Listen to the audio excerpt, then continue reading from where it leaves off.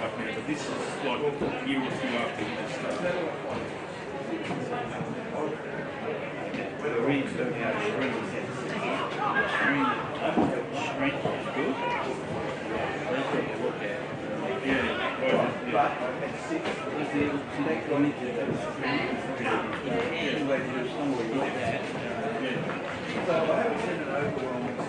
no, maybe we can check it on our phone, but for whatever reason.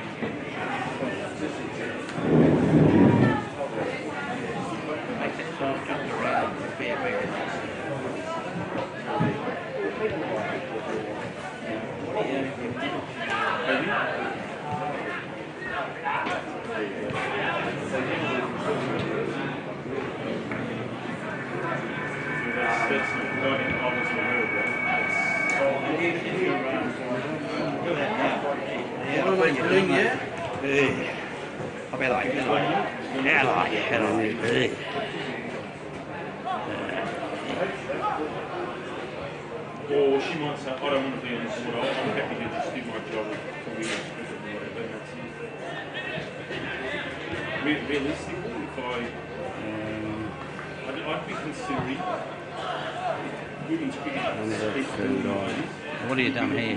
No, this is, I shoot normally with this.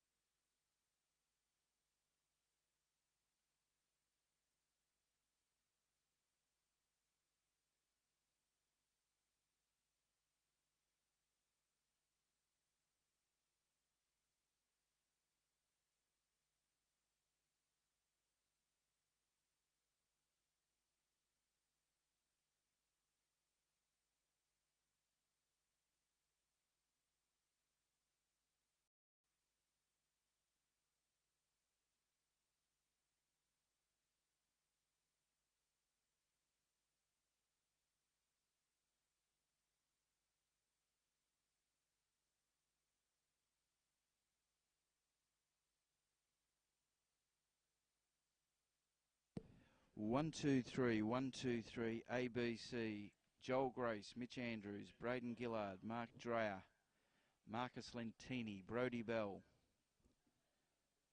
Do you want me to do it higher? Marcus Lentini.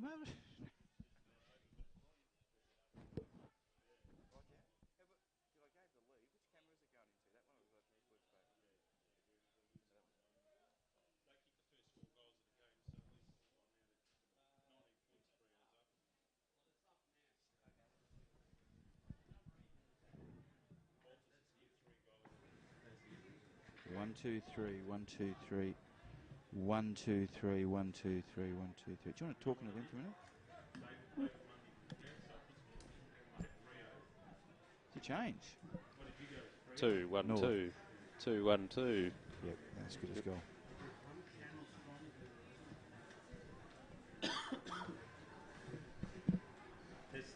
Testing. I can hear you from Epping, Gabe. And you're never a worry for me. No problems with me. Got a big, deep voice. I can hear everything.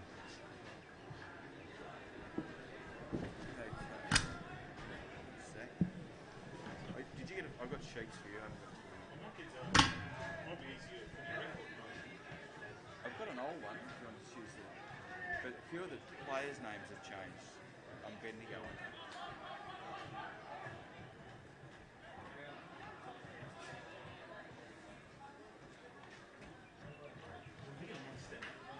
You want to stand up?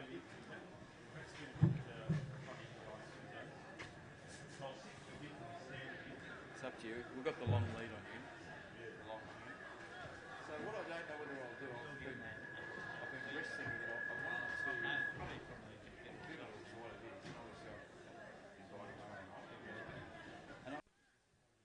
Just been said, especially for well, that's what I'd say. You know, it was personal. So I was actually just going to write an email to Robert, the executive, and put it in. This is just with your mediation. This is my version of this for what it's worth. Send it to Nick. He's a general manager. Well, Neil's been put out of this as well. Oh, he's not there at all. Ollie said, no, Neil's just a paid employee. Have nothing to do with this. Blah, blah, blah. But it's under his jurisdiction. Correct. No. That's wrong because Neil is actually Brett's ex-boss. Yeah. That's why I discussed it with him. Maybe later tonight I'll email Nick. I was going to ring him on the way down here. It shouldn't, but it has kept me awake a few times, worrying about it, and that, because you don't want to. It's your reputation. I don't give it, to be honest. I don't really care about the reputation too much. Just more the work that the people like you and people before me and I've done. That's not some fucking coming in and stuffing it up, or undoing all the work you do. 5 years short.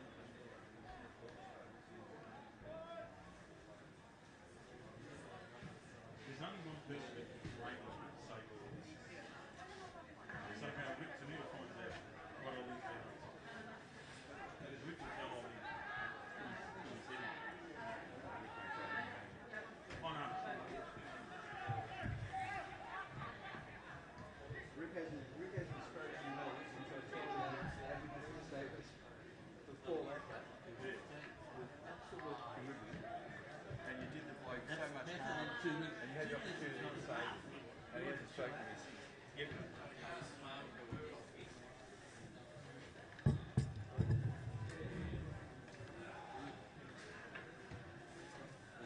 are we going? I think we're about 5 minutes. 150. Moment, 2 minutes, sorry.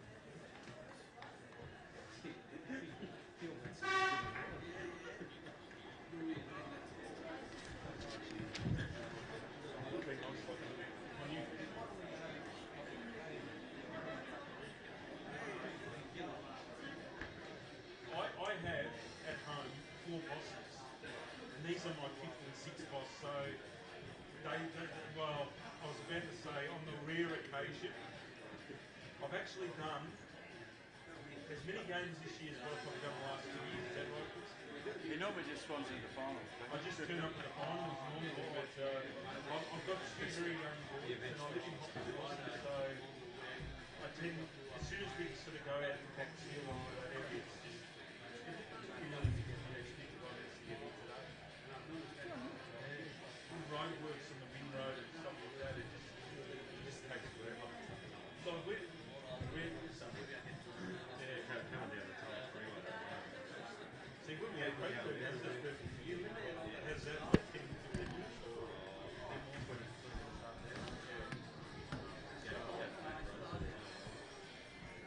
No, I'm happy the semis are at Sims. That's not too bad because it's the preliminary. Well, is it the preliminary?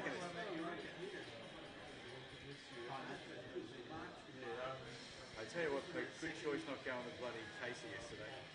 It was 5 goals to 4. Would have been 4 on his bat sheet. Cold as buggery.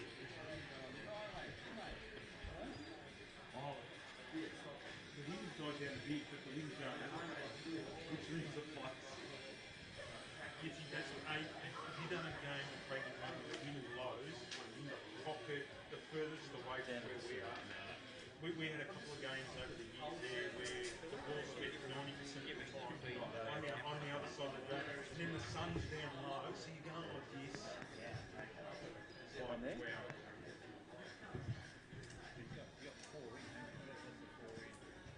3 mics, 1 effects mic.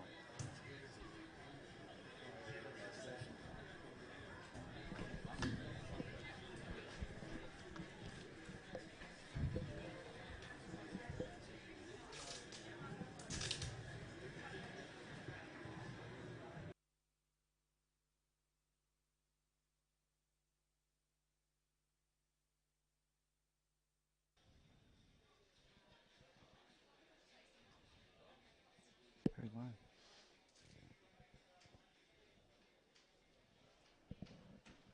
Good afternoon and welcome to Preston City Oval. It is round 12 action. The Northern Knights are taking on the Bendigo Pioneers on Phil Crooks. Joined today in the box by Matthew Cox, who's going to call the game with me. How are you, Matt? I'm very good, Crooksy. A little bit fresh here at Preston City Oval, a little bit overcast. Let's hope the rain stays away for this afternoon's game of footy. It should be. And in special comments today, Gabe Sorrentino. How are you, Gabe? I'm pretty well, and Matthew, hopefully they're going to be nice special comments today, but it's a little fresh, but the ground, it looks pretty hard for a middle of winter. It looks okay. I mean, these summer grasses tend to look a bit yellow. They do, don't they? But the ground looks all right, and I was watching the VFL yesterday here, and it played pretty well. Quite interestingly, though, that we've got a bit of a breeze. We're just discussing going out to the outer wing or the Kramer Street Hotel side of the ground, and one thing that we have learned over the years, Crooksy, at this ground, direct footy, way to go, because we have deep flanks. We do, Gabe. We do. And I think both sides, especially the Knights, they always, doesn't matter how weak a side they've got, they play this ground pretty well. They always have, Gabe, and they've beaten many, maybe better opponents. Yes. Just for that home ground advantage. Yeah. We saw the Bendigo Pioneers a fortnight ago out at Rams Arena for the first time this year, and came away pretty impressed. They didn't get to take home the points, but they took home a lot of respect, Matthew. They did. They had a lot of opportunities in that game to beat the Cannons out at Rams Arena, and unfortunately didn't make the most of their opportunities. Was really impressed with, I think it was Angus Byrne. He was wearing the number 70 last match, that day, and we didn't have a first name for him, but he created a real presence up forward for them, so keen to see if he's able to grasp a bit more of those opportunities and put a bit of effect on the scoreboard. I think that's what they were missing last time out. Absolutely. It was just, and it took them a little while to settle into the game, I thought, but once they found their rhythm, they were there. And you think back too, I think it was the third quarter, I think they controlled momentum but just couldn't impact the scoreboard. They had it around the top of the 50 but just couldn't get it in there. Absolutely.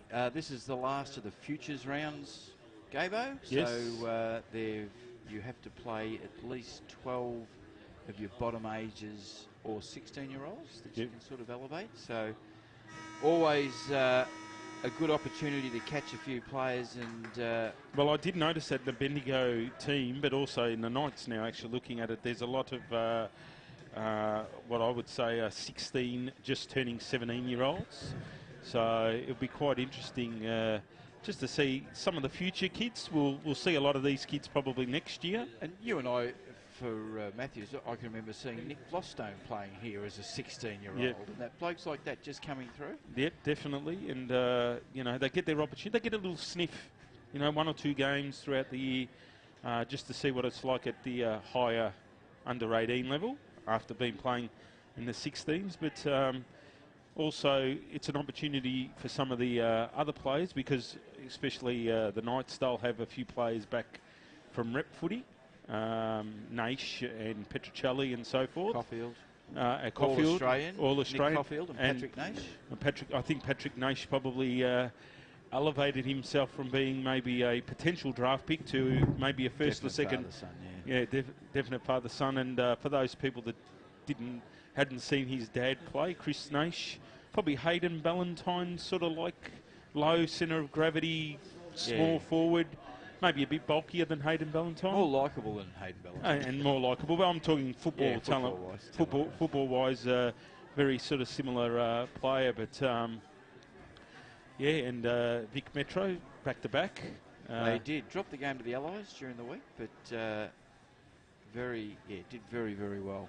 Yeah. All right, we're going to take our first break. Be back on the other side of this. The Nighters are out, and they're up at the Preston Market end. We've got grey skies here at Preston City Oval. The flag, the Indigenous flag, on top of NAIDOC week. NAIDOC week. For that's where I was born over there, Gabe. Yes, I was born. Panch, I was born there too, where it all 1971. started.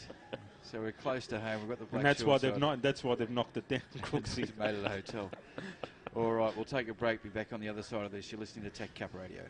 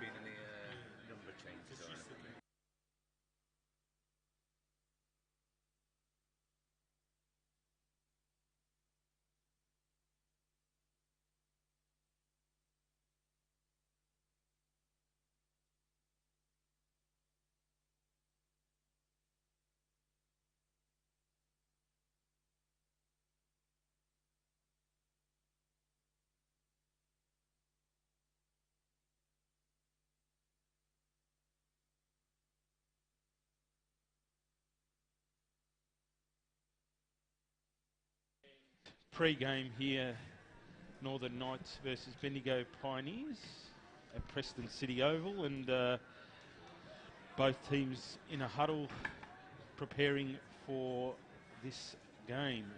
Matthew, what do you think? Where are we? Do you think the home team should prevail, or? Yeah, from what you and Crooksy were saying before, I think the Knights do play this ground very, very well, and having seen them over a month ago here, I think, or a little earlier in the season, as a matter of fact it was, I think they will win today. I think the Pioneers will be competitive like they were the last time out, but I just think the Knights will be too efficient going inside 50. Definitely, and it'll be interesting to see too how some of the players that are probably that middle range, that when the superstars are in the lineup, how they take on a bit more responsibility around the footy as well. I think that's going to be pivotal to the way the game plays out. Yeah, definitely. I think a few players are probably playing for those handful of positions that are, you know, even most AFL teams, they have their 5 or 6 at the end that, you know, we're seeing with Collingwood, for instance. Players going in and out, you know, based on just some form, and that's what happens, you know, and especially TAC Cup with school footy and rep footy, you're going to get a lot of ins and outs. But as we get towards the finals, we're only, a handful of rounds away, about 6 or 7 rounds away from finals. You want to start to settle a bulk of your team, so this might be one of the last opportunities, especially for the bottom major, to put his hand up and cement a spot in the 24. Northern Knights have won the toss and going to kick to the city end or the Bell Street end of the ground, Mary Street or David Street. I can never remember which one it is. Well, I just knew to turn left to get You knew where to park your car. Sirens, ball in the air, round 12 action. Take it away, Matthew. Ball up in the middle. The Knights almost got the tap away there through Harmon. And it's straight on the deck in dispute. Eventually the Pioneers are able to feed it out by hand and go inside attacking 50. Bouncing ball close here. Chasing after it. I think Burns wearing the 70 again this afternoon. Tries to feed the handball out of the contest. It was cut off though by Fable. Wheels around to the outside, and a mark will be taken out wide by Boquet. Boquet sends it towards the centre wing outer side. Bouncing ball, chasing after it close to the boundary line is Hocking. Keeps it in play. His running teammate got brought to ground. Good tackle. It was. And I think the Pioneers player might just have hurt himself in that contest out there. Looks like Kerrigan. Down the line, the Knights are able to mark it on half back. Coming board with the kick. Mark is taken on the half back line. Outer side by Uzelac. Comes towards the broadcast side with the kick. Good mark. Good strong grab taken there by McLennan. Wheels around on the right. It's a floating ball towards half forward. Went past everyone. Picked up by Mertz. Fed the handball off to his running teammate in Sheehan. Goes further afield to Atley. They've worked it towards the outer side. Atley gets the 1-2. Centre wing outer side. Run into a bit of trouble. Dished off the handball to Davis. Davis goes inside attacking 50. They've got space here, the Pioneers. Clohessy just went past it. Pioneers still with possession of the 40 forward pocket outer side. It'll be all wrapped up and we'll get a ball up just over a minute and a half into the first term here at Preston City Oval. Good day for footy, Gabe. Yeah, nice conditions. A bit breezy, but it's perfect ground conditions and perfect seeing conditions and hopefully no rain.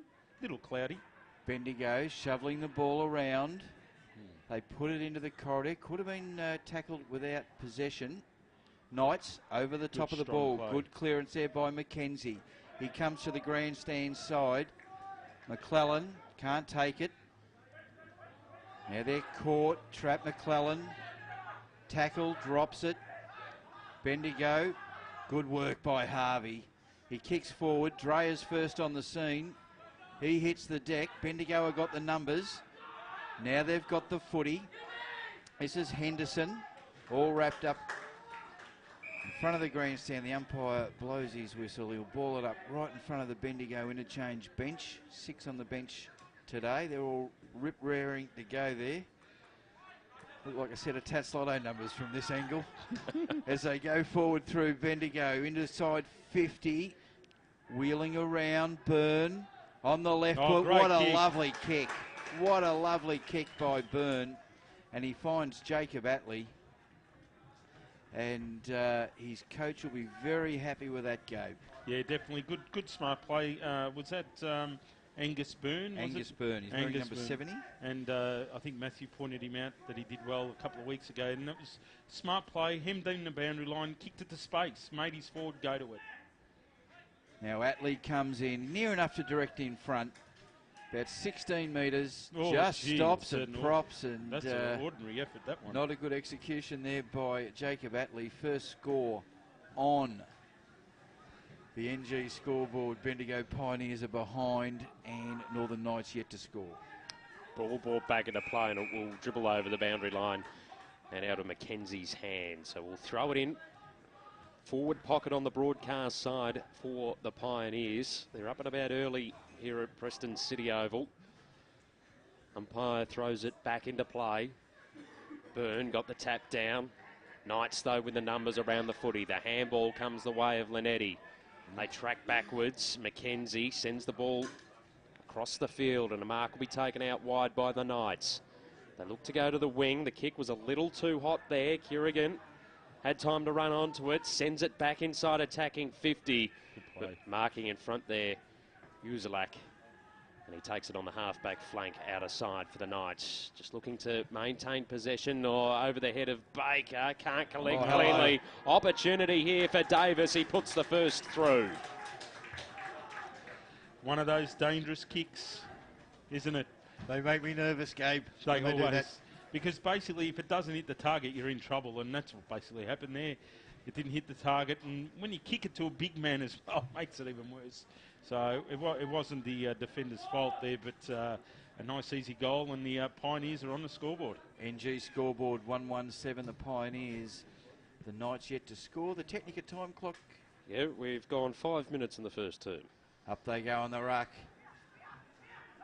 Ward can't get it. Now he gets it. He's dispossessed. Good tackle. Oh. Beautiful work for the Knights by Fable, who's captain today for the Northern Knights. Harvey feeds it out the back. Now Henderson for Bendigo. Kicks to the half-forward flank. The race is on. The boundary line will win. Yes, it will. Ball to be thrown in. We're between wing and half-forward on the eastern or high street side of the ground. Boundary umpire to throw it back in. We've got Harmon and Ward in the ruck. Harmon gets the big body to the front, taps it down in front. They go forward, the Knights. Bendigo, good pick up. Kick towards the scoreboard pocket, but it is all Northern Knights there, and Agosta takes it, gets it over to Mitchell Andrews, runs through centre half back, Good Shepherd.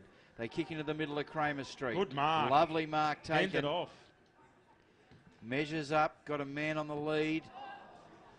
Nice soccer tactics, it's volleyed off. First to the ball is Kemp. Kemp gathers, looks forward, kicks along the line, intercept.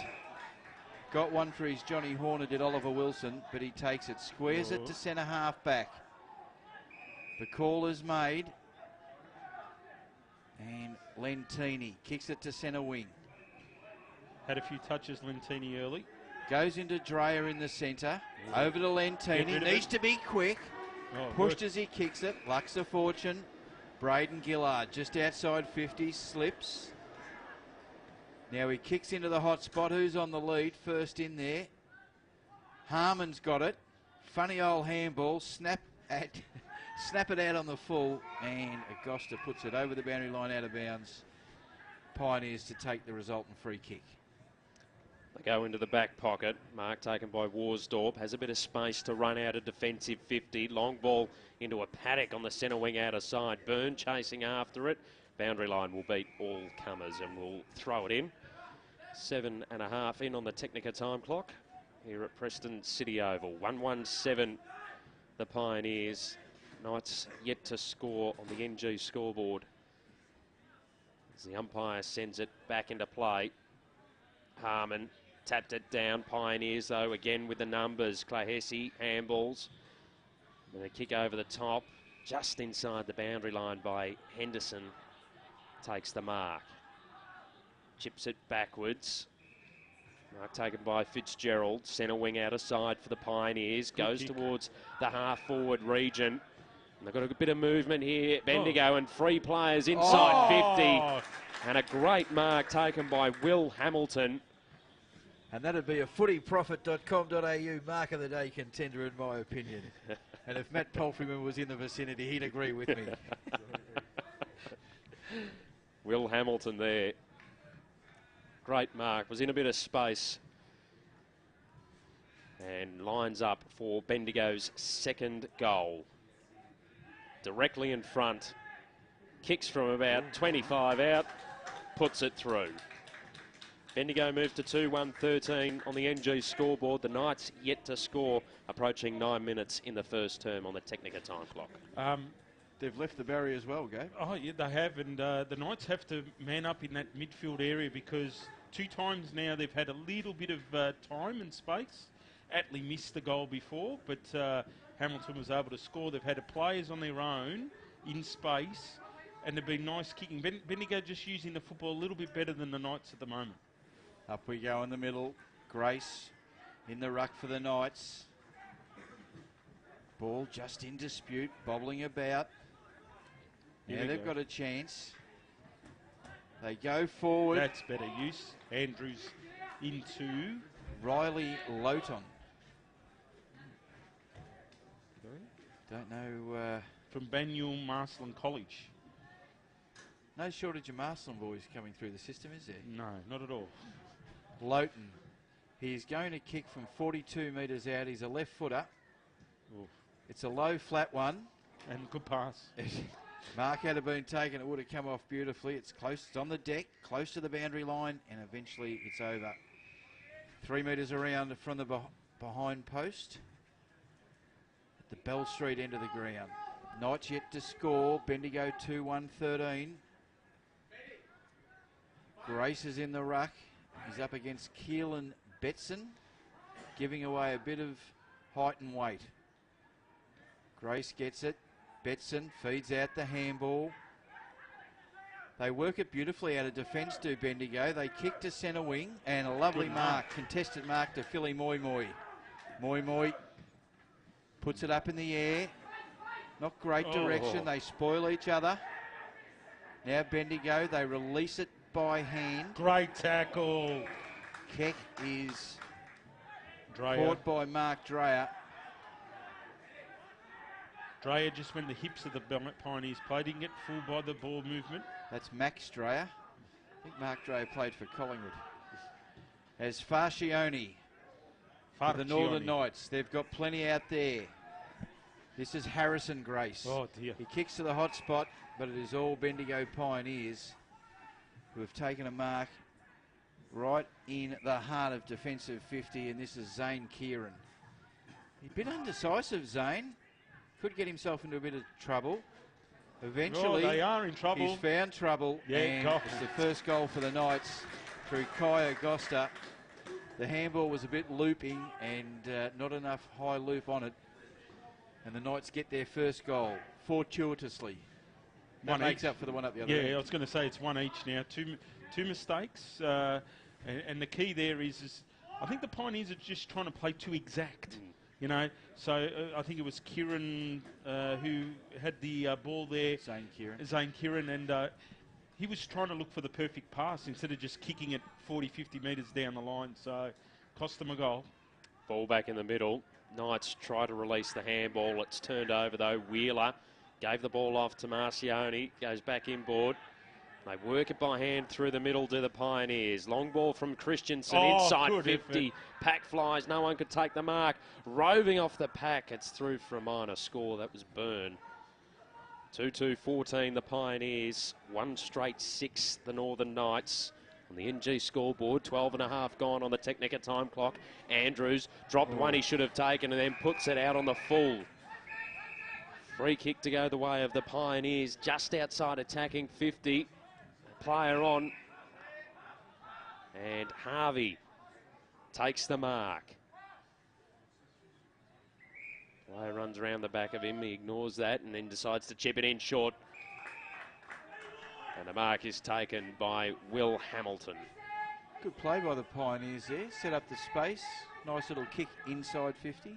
They used the ball pretty well going inside 50 early, and I think that's what they're going to try and do. They're going to try and use precise kicking, a bit of the Hawthorn game, try to get themselves some scoring opportunities. And that time around used a bit of patience as well to wait for the right option as Hamilton comes in. Good effort. Nice looking kick, just falls short and hits the woodwork. Minor score for the Pioneers, 2-3-15 they move to. The Knights 1 straight 6 on the NG scoreboard, 13 and a half gone on the Technica time clock. And Crooksy, this time Andrews takes the mark in the back pocket. He took it cleanly. He goes in short. He's found Mark Baker. He's going to switch play. Oh, dearie me, he's kicked the point. He's kicked a point. Deary. 2-4, 16, 1 goal straight 6. Start again. This time they go out a little bit harder. Again, it hasn't quite hit the target. Bell's got it. He's on the deck. That could be holding the ball. He's going to get it trapped underneath him. The umpire looks, gives him the benefit of the doubt. Comes in and will toss it up. Gee, just some of the skill errors from the Knights at the moment. Just poor kicking. Up she goes. Big Joel Grace thumps it a mile. Wheeler can't get the kick, and he's been pinged. Illegal disposal. Fable's got it. He switches play. Dangerous again. Moy almost affects the spoil. Could have been a mark, I would have thought. Second bite of the cherry. Yeah, but the punch out of the hands. Jeez, Gabe, tough. Yeah, Tough. I know. All right in front of the NG scoreboard. Ball comes off hands and it is over the boundary line, out of bounds. 16 plays 6, halfway through the first quarter. TAC Cup Radio, match of the day. Boundary umpire. In she goes. Grace taps it down. Good work by Bell. Bell kicks it to centre wing. Needs a mark. Comes off hands. And again, on the Mary Street side of Preston City Oval, it is over the boundary line, out of bounds. Ball to be thrown in.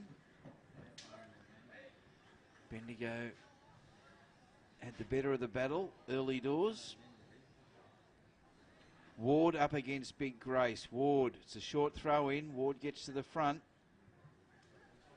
Ball, Andrews tackles, and it is over the boundary line and out of bounds again. I'll give it one more go, Matt. If I can't get a clearance here, it's all yours. Ward and Grace again. Ball moves in the breeze. Spills out the back. Oh, here we go. Now they're a chance, Bendigo through Fitzgerald. They kick to centre half forward. Up they go. The big men fly. Good work by Mitch Andrews. He goes out wide. Mark taken by Lowton. The left footer. Go down centre half forward. Go long centre half forward. You got it.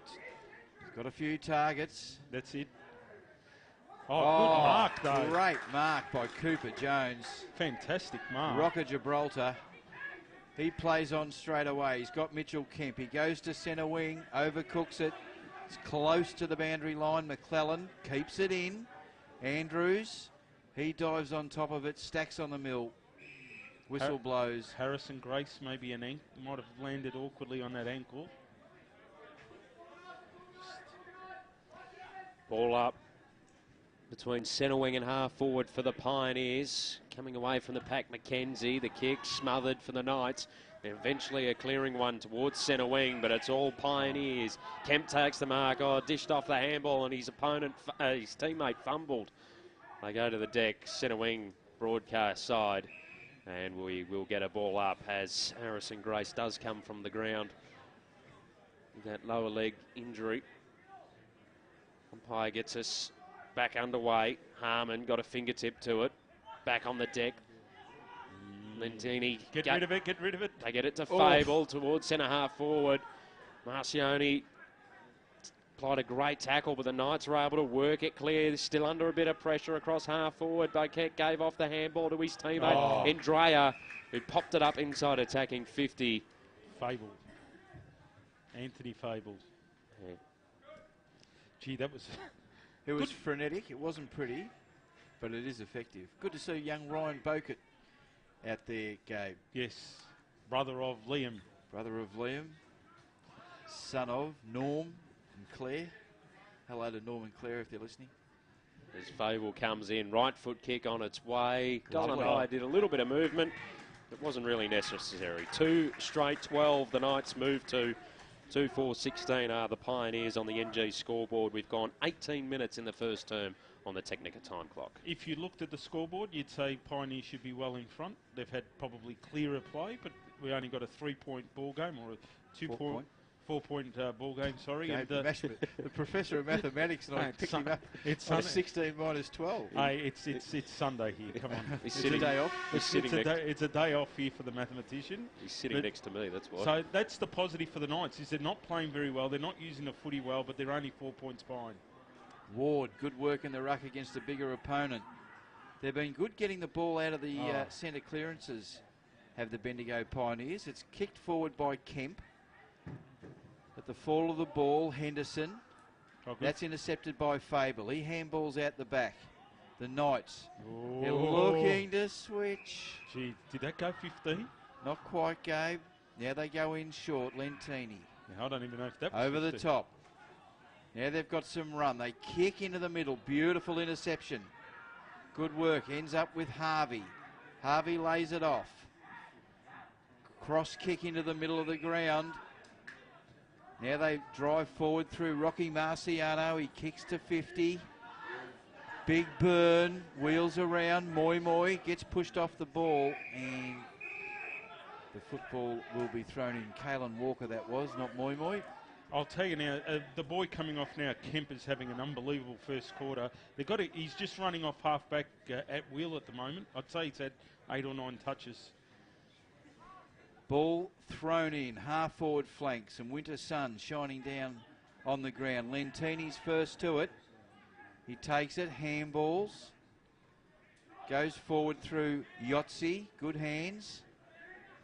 Get rid of it. In trouble. Good tackle. Mark Baker. Lovely tackle by Joby Ward. He gets it to Henderson, to Harvey. Harvey blinds, turns into trouble. Now he's dispossessed. Brody Bell to take the resultant free kick off halfback. Broadcast side for the Knights. They look for options, decide to send it in towards the corridor, and they've got a mark through Gillard. He goes further afield, out wide. The mark is taken by Yogi. Looks to come inboard with the kick. It was a chip one. Now the Knights just work it by hand across half-back. Ball sent to centre wing, not great. Sheehan takes the mark for the Pioneers. Goes over the top. They've got free players everywhere here, Bendigo. Harrison Grace just hobbling to the chain, or just walking, so he looks a little bit better than what he did when going off the ground, so a bit of a positive there for the Knights. Marcioni got it to Fitzgerald, who sends it now to Harvey. Still centre wing out of side for Bendigo. They lead by 4 points. Kick comes inboard. Sheehan takes a contested mark. Still centre wing out of side for Bendigo. Just maintaining possession of the football at the moment. Fitzgerald takes the mark. His kick was smothered under pressure from Farcioni. Pioneers still able to get the ball away. Juggling the mark there is Lewin Davis. Attacking side of the outer wing for Bendigo. Sells a bit of candy to get around his opponent. Runs to 70, pops it up. It's a high ball inside attacking 50. Pack flies, Knights. Get rid of it, Ruckman. Able to get a clearing handball away there to Lentini. Gets it further afield, and now a clearing kick out the back. Just through the hands there of Hocking. Almost ran onto it, got claimed. Still in possession for the Knights. They wheel around. The kick is offline, and it's a minor score. 2-1-13 the Knights. 2-4-16 the Pioneers. That's on the NG scoreboard. 22 gone in the first term on the Technica time clock. Bailey Worsdorp to bring the ball back in for Bendigo. He spots up Harvey. He's got plenty of it in the first quarter. He goes in short. Don't know if I would have given that out. Would have gone for the replay. Third umpire. Clohessy goes back to Harvey. Plays on straight away. Beautiful kick out wide. This is Fitzgerald. Oh, ball dropped there. Should have been taken. Now they're under a bit of pressure. Gets it over to Marciano. Now Bendigo. Go for the kick to centre half forward, and a lovely strong mark by Jacob Atley. He's right on top of the arc. Oh dear. The kick wasn't as good as the mark. Now Gillard. He handballs over the top. Uzalek. They get it back. Comes back to Uzalek. That's Kicks it. it Kick along the along. line. Anyone over the back can't get there. Pioneers. Good work. Now they clear it through Worsdorp. Get it across to Harvey. This is Jones. Jones kicks to centre half forward. Beautiful mark. Wasn't sure about playing on, but anyway, it matters not. Quarter time here at Preston City Oval. The Bendigo Pioneers lead it by 3. They are 2-4-16. The Northern Knights are 2-1-13. The goal kickers go? Yep, sure. We got singles for the Pioneers, Davis and Hamilton, and for the Northern Knights, Fable and Agosta. Fable and Agosta. All right. Interesting first quarter. We're going to have a crack and just see if these...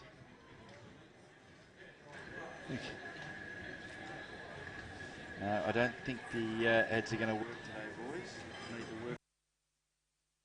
All right, we have to keep talking, guys. We have to keep talking. So, here at quarter time, it's been a tough game probably to call for you guys and to watch. Some of the players, Bendigo Pioneers are trying to play precise kicking footy, and with this wind, you know, it will be hard and you will make mistakes. But they've looked okay going forward. When they've grabbed the ball from about the middle of the ground going forward, they probably haven't used all their opportunities as yet. They've had 6 scoring shots to 3. The Northern Knights, I think they're just sagging off a little bit, trying to play that zone throughout the ground, and I think they're getting hurt a little bit one way. And then towards the end of the quarter, the Knights started to get some flow going the other way. But, you know, the side that's just going to adapt, we saw the Knights towards the end kick the ball a bit longer. Okay, and they put a bit of pressure on on the scoreboard at the end of that quarter. But tough game to watch. But look, at this stage, Pioneers, I've been impressed with Kemp. I thought he stood out. Just his run off half back. They tend to go. He plays that quarterback role pretty well. Atley, his kicking needs to improve, but he's getting a fair bit of the ball. And you said earlier on, Angus Byrne at the start of the game was the player to watch, and he looks impressive. He's providing that contest up forward for them. Again, the other player around the ball that I've been impressed with again was Harvey. Had a good game, a solid game against the Cannons a couple of weeks ago, and it has been impressive around the ball. And I think you're right when you summed up the way the Knights are playing. They just don't seem to be as attacking as Bendigo. There's been a couple of stoppages around the ground where Bendigo are in a lot better position, and they've got players on the outside that they're able to flick the handball back out to, and they've got space to move, whereas the Knights just don't seem to have that urgency about them. And even the pressure inside attacking 50 from the Pioneers, once they've got it in there, even though they're not getting a clean mark, they trap it in, and their tackling pressure inside 50 has been phenomenal. Yeah, definitely. And because they've been able to take the ball, so the Knights get it, say, to about 50, and then the Pioneers are able to just move it with almost ease back into their 50. And luckily for the Knights, this is a positive for the Knights, is that they're only 3 points behind.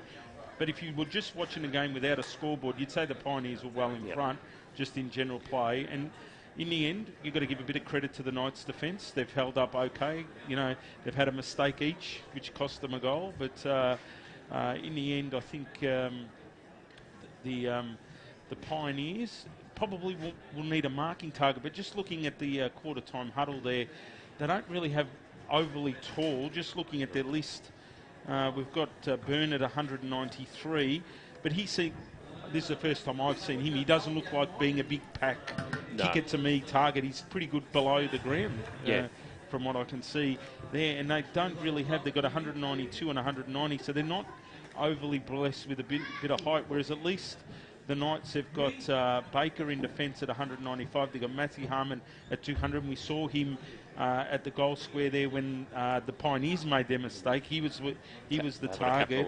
Yeah, and while Harrison Grace was playing centre half forward, he's only 191. So both sides probably lacking a little bit of height. If the Knights can get their hands on the footy and get the ball forward, I'd be even throwing Harmon and put Will Grace into the ruck at 109, or Joel Grace, sorry, Will and Grace.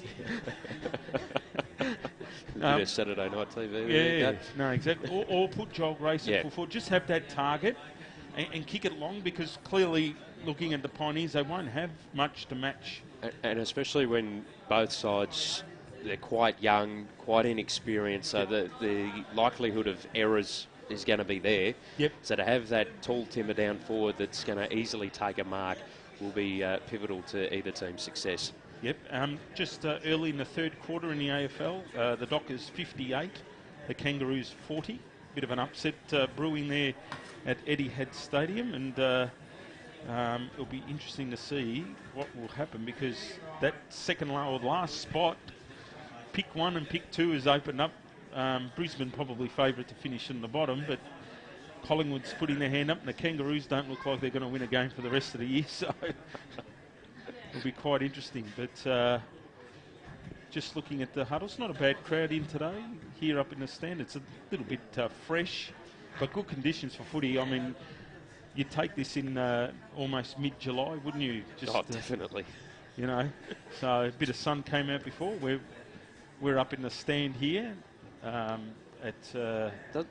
Doesn't look like the breeze is affecting the game too much either. I think the boundary throw-in's about the only thing that's getting affected at the moment. So at this stage, I mean, we can look at the club.com.au and the Red Time Sport iPhone app.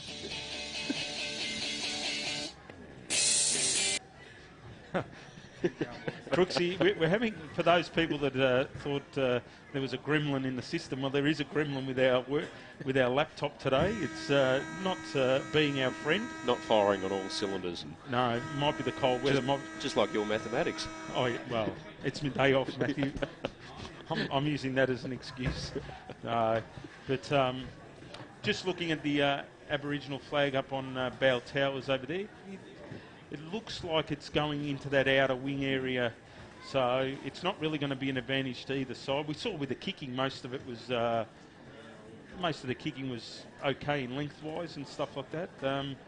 We just noticed here at centre wing, Harrison Grace just going through with the medicos, just having a look. He's put his boot back on, so hopefully, sometimes you land awkwardly and it stings a bit. We get that in the shoulder a fair bit, the stinger and all that. So maybe an injection. I don't know. Are they allowed to have injections in TAC Cup? I'm not too sure, but at least he's up and about on it, because when he was coming from the ground, it looked a little bit serious. Yeah. So hopefully, touch wood, that everything's all right there for Harrison. The Pioneers have broken up from their huddle, so they'd be reasonably happy. They've had opportunities. They just need someone else other than Byrne probably as a target up there, and Atley had a couple of chances. Kicking was a little bit left to be desired. Hamilton's kicked the goal. Will Hamilton's impressed me.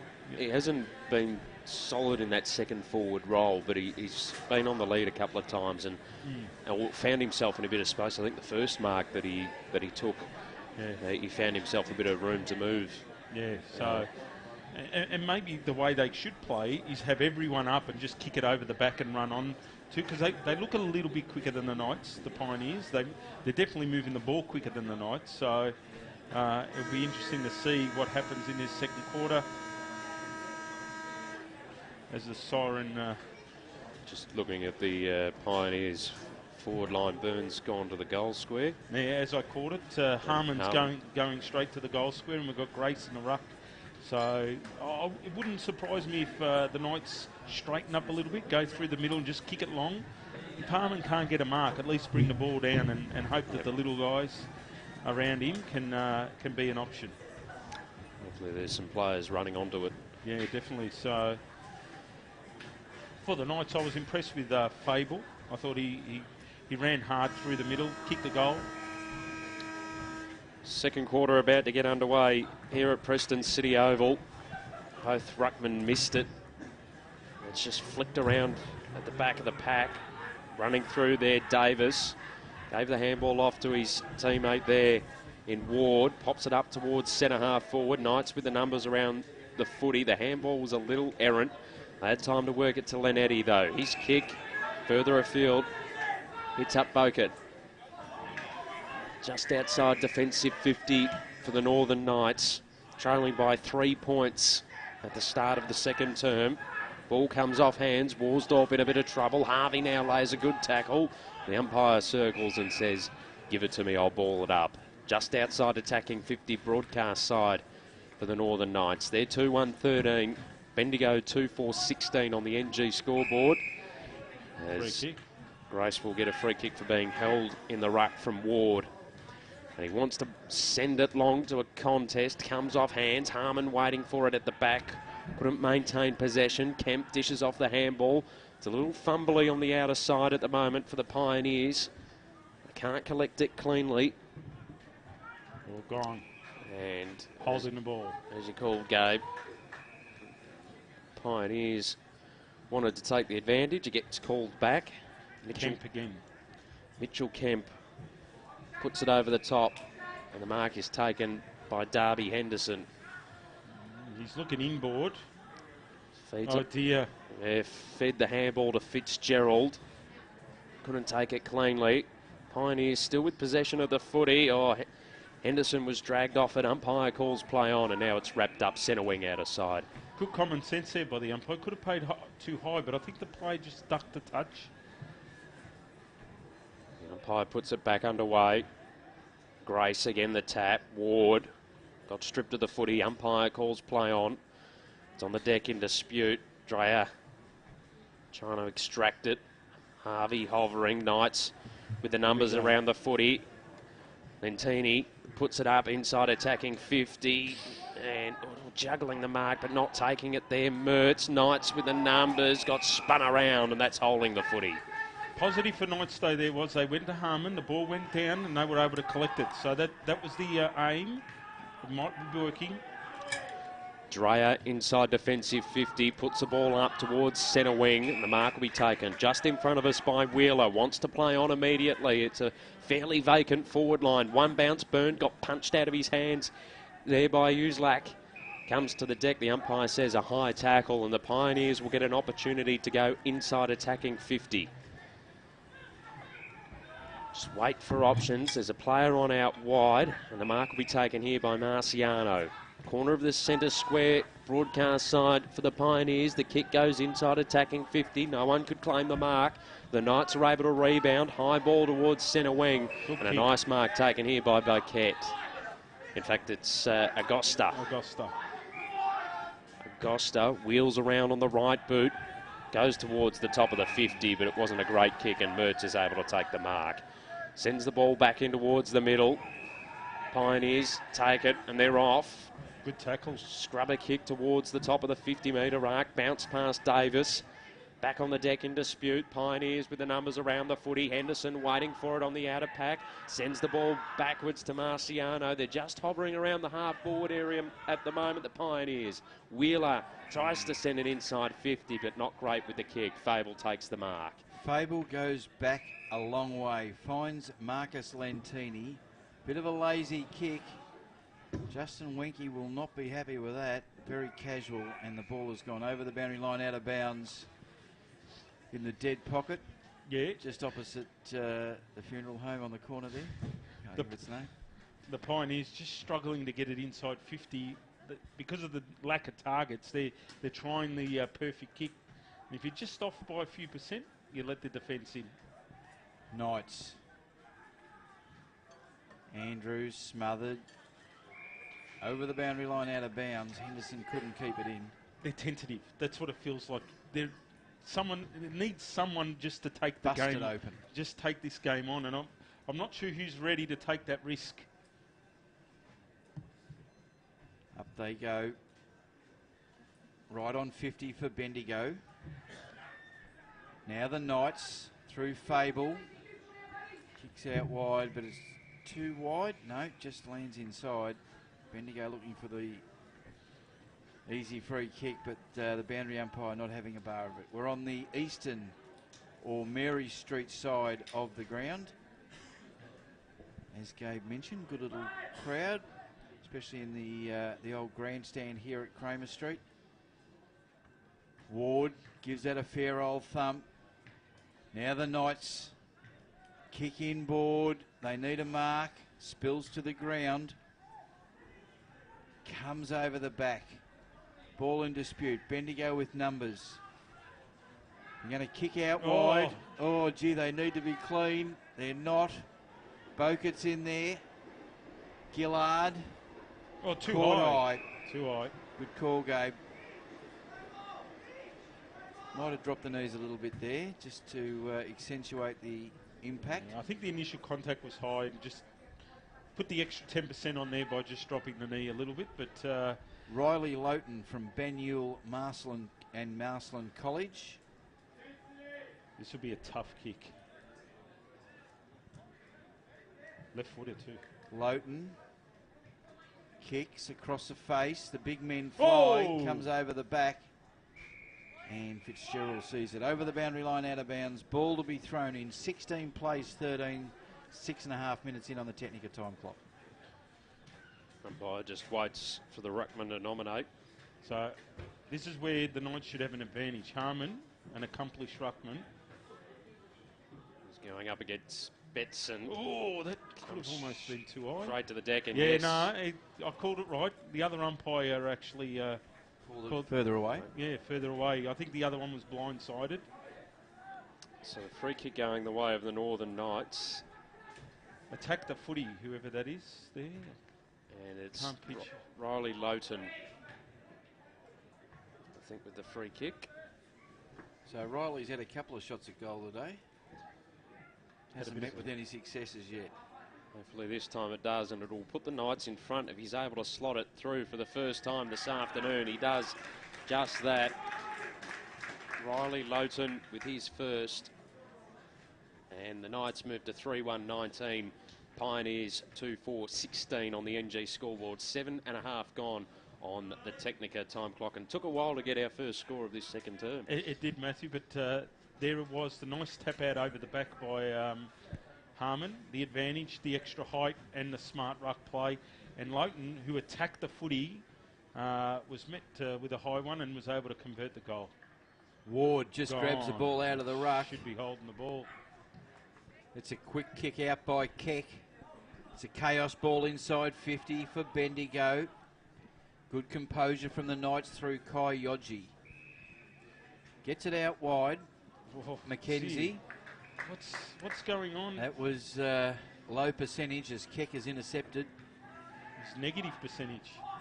He kicks inside 50 and the mark is taken right in the heart. And this will be taken by Henderson. Good haircut on Darby Henderson, Gabe. I think you're getting one of those myself this week. Henderson comes in, kicks, We might have and missed. he's pushed it to the right. Dearie me. 2-5-17 plays 3-1-19. It's the Knights by 2 behinds as we speak. Dreyer to bring the ball back in. Maxi Dreyer kicks it into the pocket and he finds Matty McClellan. McClellan just puts it up to half-back. The big men fly. What a lovely mark. Kemp again. He's a good Mitchell Kemp. He drives it inside 50. It's 3-on-1. Byrne can't take it. Good hands. Moi Moi doing his best to put the pressure on. They release it to half-back. Harmon punches it. Kemp just loses the handle. Gillard, good work. Comes back to Henderson. Henderson looks for Moi Moi. Can't find him. Oh, stays in too. Now the Knights bring it back. Could have been hands in the back. Oh, well done. Lovely work there. Harmon. It's a dirty big up and under. Who wants it? Bang! Up they go. It spills out. Henderson feeds it backwards. Now it's a quick kick forward by Wasdorp. Kemp again. Ball following him everywhere. Now Henderson runs into a bit of trouble. Kicks out wide. Knights. It's a pretty ugly footy. That's a They compliment. go inboard. Dreyer, no. Dropped. Oh, Bell that's it. doesn't take it. Oh, Oh, good spin. beautiful spin out. Now Dreyer. Maxi Dreyer. That's it. Take Get a it breath, Max. Spot a man. It comes off hands. Just when we needed a mark taken. Now it's a scrubbing kick forward by Hocking. Bendigo pick up the loose ball. Cooper Jones by hand. Now they kick inside 50. Moy Moy hits the ball hard. Comes off hands. Over the boundary line and out of bounds. Don't think I'll be taking the tab out of the video cassette for this one, boys. No, I think you paid it a compliment, Crooksy. That was tough. I'm glad you were calling that passage of play.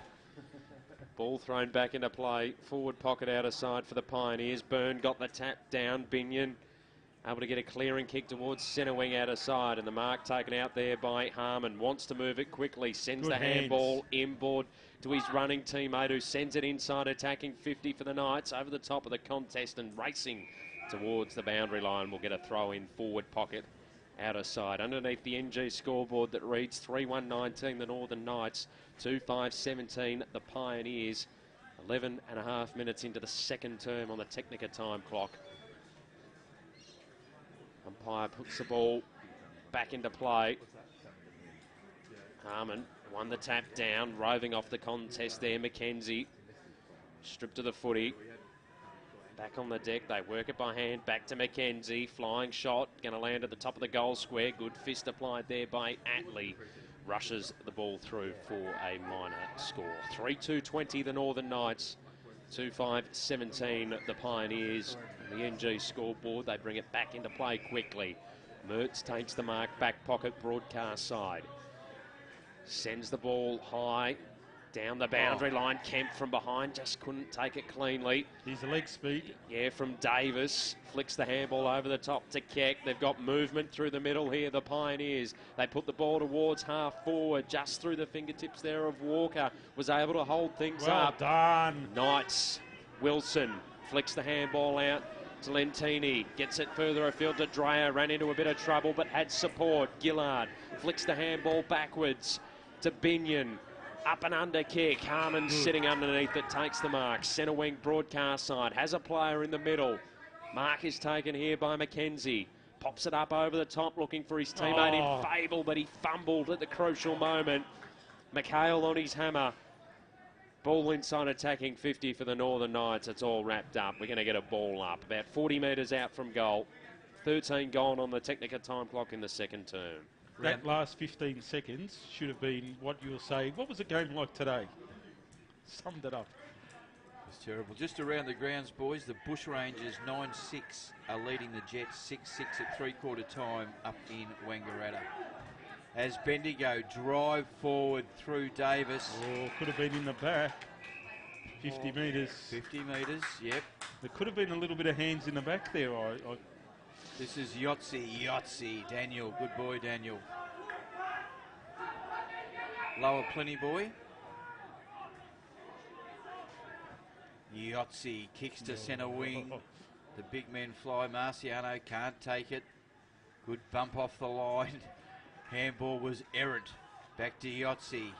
He kicks into the centre of the ground. It's all Northern. Mark is taken by Tommy Mackenzie. Go long, go long.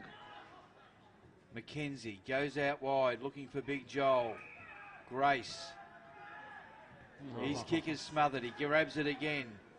Gets it off by hand. Unfortunately, it's straight to a Bendigo player. Now it's he's had his pocket picked as Bendigo goes forward through Henderson. He handballs out wide. One bounce. Kick smothered. Can't get any flow at all in this game. Error ridden at the moment. boys just need to take a deep breath and a settle down. It might be Sunday because Freo are leading North 60 to 46. It's 1-0 after 25 minutes of play in that third quarter. Jeez. All right, Mitch Andrews. He kicks to half forward. Could have been a bit of interference. Didn't matter. Now Fitzgerald. He handballs backwards. He's got Jones. He kicks to half forward. Intercept mark dropped, but gathered. Here we go. Oh. Now the Knights. Lowton, man in front. Jones over the back. Could be trapped underneath him. The umpire has a squeeze. Calls play on. Scrambly footy.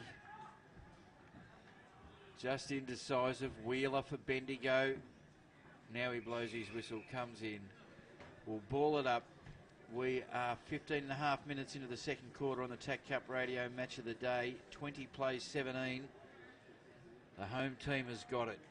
Up they go.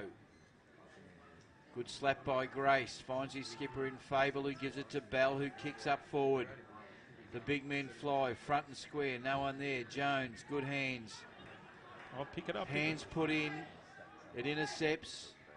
Ooh. Jones goes over the top. That might have been a free kick, I would have thought, Gabe. Taking the legs out, wasn't it? I would have thought. Not that I agree with that rule overly. I'm not a big fan of it. But there's a free kick picked out all the same. Holding the ball. Taken by Bokert. Ryan Bokert. Little brother of leaping Leon Bokert. Distance might be an issue. Not with this fella. No. Kicks like a horse. Horse's hoof. Cave, you said it, not me. Ryan Bokert comes in for the Knights. He kicks from 50, gets underneath it. He's going to pull up short. Man in front. And play on, says the umpire. No, out of bounds. He fumbled it over.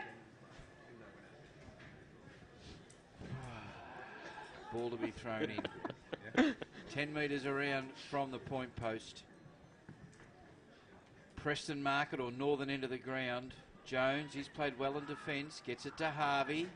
Harvey's tackled as he kicks it. It's a spiral. This ball could bounce anywhere, and anywhere it does. A handball it backwards. Now it's the kick forward by Kemp. Half volley. Wheeler's at the back. He gets it, he handballs. Now Byrne, beautiful kick. Beautiful kick, spots up Fitzgerald.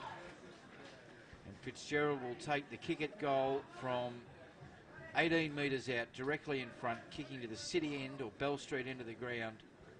Touch of class there, Crooksy. And this for Bendigo's third, Fitzgerald's first, and to give Bendigo the lead in the shadows of half-time. Lane Fitzgerald is from Balranald. He comes in, he kicks, leans back on it, makes the umpire work, but it's good enough for us. That is Bendigo's third. They move on to 3-6-24 on the NG scoreboard.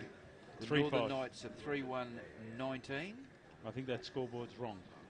You do? Yes, it should be 3-5 to 3-2. 3-5 to 3-2. Okay, Gabo. It wouldn't be the first time it's been wrong at this ground. I was going to say, I don't think we go through a game, let alone maybe even a quarter here. The Northern Suburbs maths teachers got a lot to answer for. We are 18.5 minutes into the second quarter on the Technica time clock. Matt. Grace took him a while to get the fist forward, then tried to follow it up. Pioneers with a scrubbing kick down the throat of Bell, worked it by hand. There to Bokert, up and under kick inside 50. They all flew for it. No one could bring it in. Under pressure there was Worsdorp. Out the back of the pack though, Gillard pops it up. It's drifting offline and in fact didn't make the distance. Betson takes the mark on the last line of defence for the Pioneers. Long ball towards the half-back flank, and a good mark is taken out there by Sheehan. Brings the ball inboard. Nice mark taken here by Fitzgerald, the last goal kicker. Spins around 360, gave the handball off to Sheehan, running through the middle. Kick inside, attacking 50. Yeah, should have been a free kick for the Pioneers. Comes off hands, Linetti. Flicked the handball out at half-back. Over the top, they were searching there for Dreyer. Can't keep it in play. And we'll get a boundary throw-in, attacking side of the outer wing for the Pioneers. tick towards the 20-minute mark on the Technica time clock in the second term. Ward got the tap down, the kick poor for the Pioneers. Andrews sends it wide to Farcione. Takes the mark, centre wing out of side for the Northern Knights, brings the ball inboard. Linetti takes it, kicks it further afield to Gillard in the middle of Preston City Oval, has space. Kick inside attacking 50, not great. Betson takes the mark, dishes off the handball immediately to his teammate in the back pocket out of side.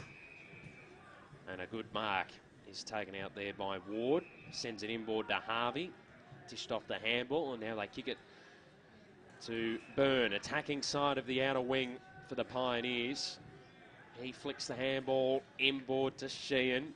Kick it, son, kick it. Just outside attacking 50, the Pioneers. The kick was poor inside 50. Andrews, his handball was also poor. Too high. Might have been high, and it is. Advantage is taken by the Knights. Bucket has to run his way through traffic. Dreyer on half back.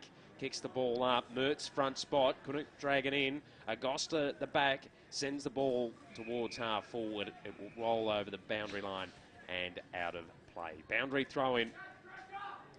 About 55 out from goal for the Northern Knights. 21 gone in the second term on the Technica time clock.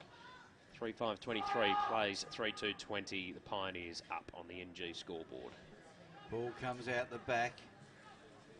Bendigo. Now the Knights are a bit of a chance. It's a long kick up forward. Ship it. Comes over the back, and the ball, that rotten, dirty oval ball, just bounces the wrong way through for a point. Not a Will Langford bounce, was it? No, 3:5:23, 3:3:21. The Pios have got it. They work their way around the outer flank. Kicking to centre wing. Clean footy, Ward. He kicks to the middle of the ground. Wheeler traps it well. Releases by hand. Again, good work by the Knights. Brody Bell. He just kicks it straight back to Bendigo. Now Bendigo kick it inside 50. Mark Spilt. It drops. This will attract a crowd. The umpire will come in and ball it up. I think we've done our quota of groans for the day. It's not even half time yet. Up she goes. Good work by Dreyer. The handball comes out to Lentini. Works his way through it well. Gets it to Grace. Good hands. Grace goes inboard. Farcione just kicks it up forward to Hope. Oh, good tackle. Now the Pioneers. Kemp by hand sweeps it. Kicks to centre wing. Henderson kicks into the middle of the ground. Fitzgerald spills it. It matters not. It is half time here at Preston City Oval.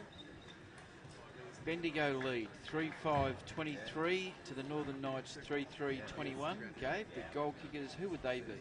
For the Pioneers, Fitzgerald, Davis and Hamilton, singles. And for the Knights, also singles, Fable, Lowton and Agosta. Okay. Just cross your fingers, you blokes. Yes. A decade of the rosary. I don't think that's going to work.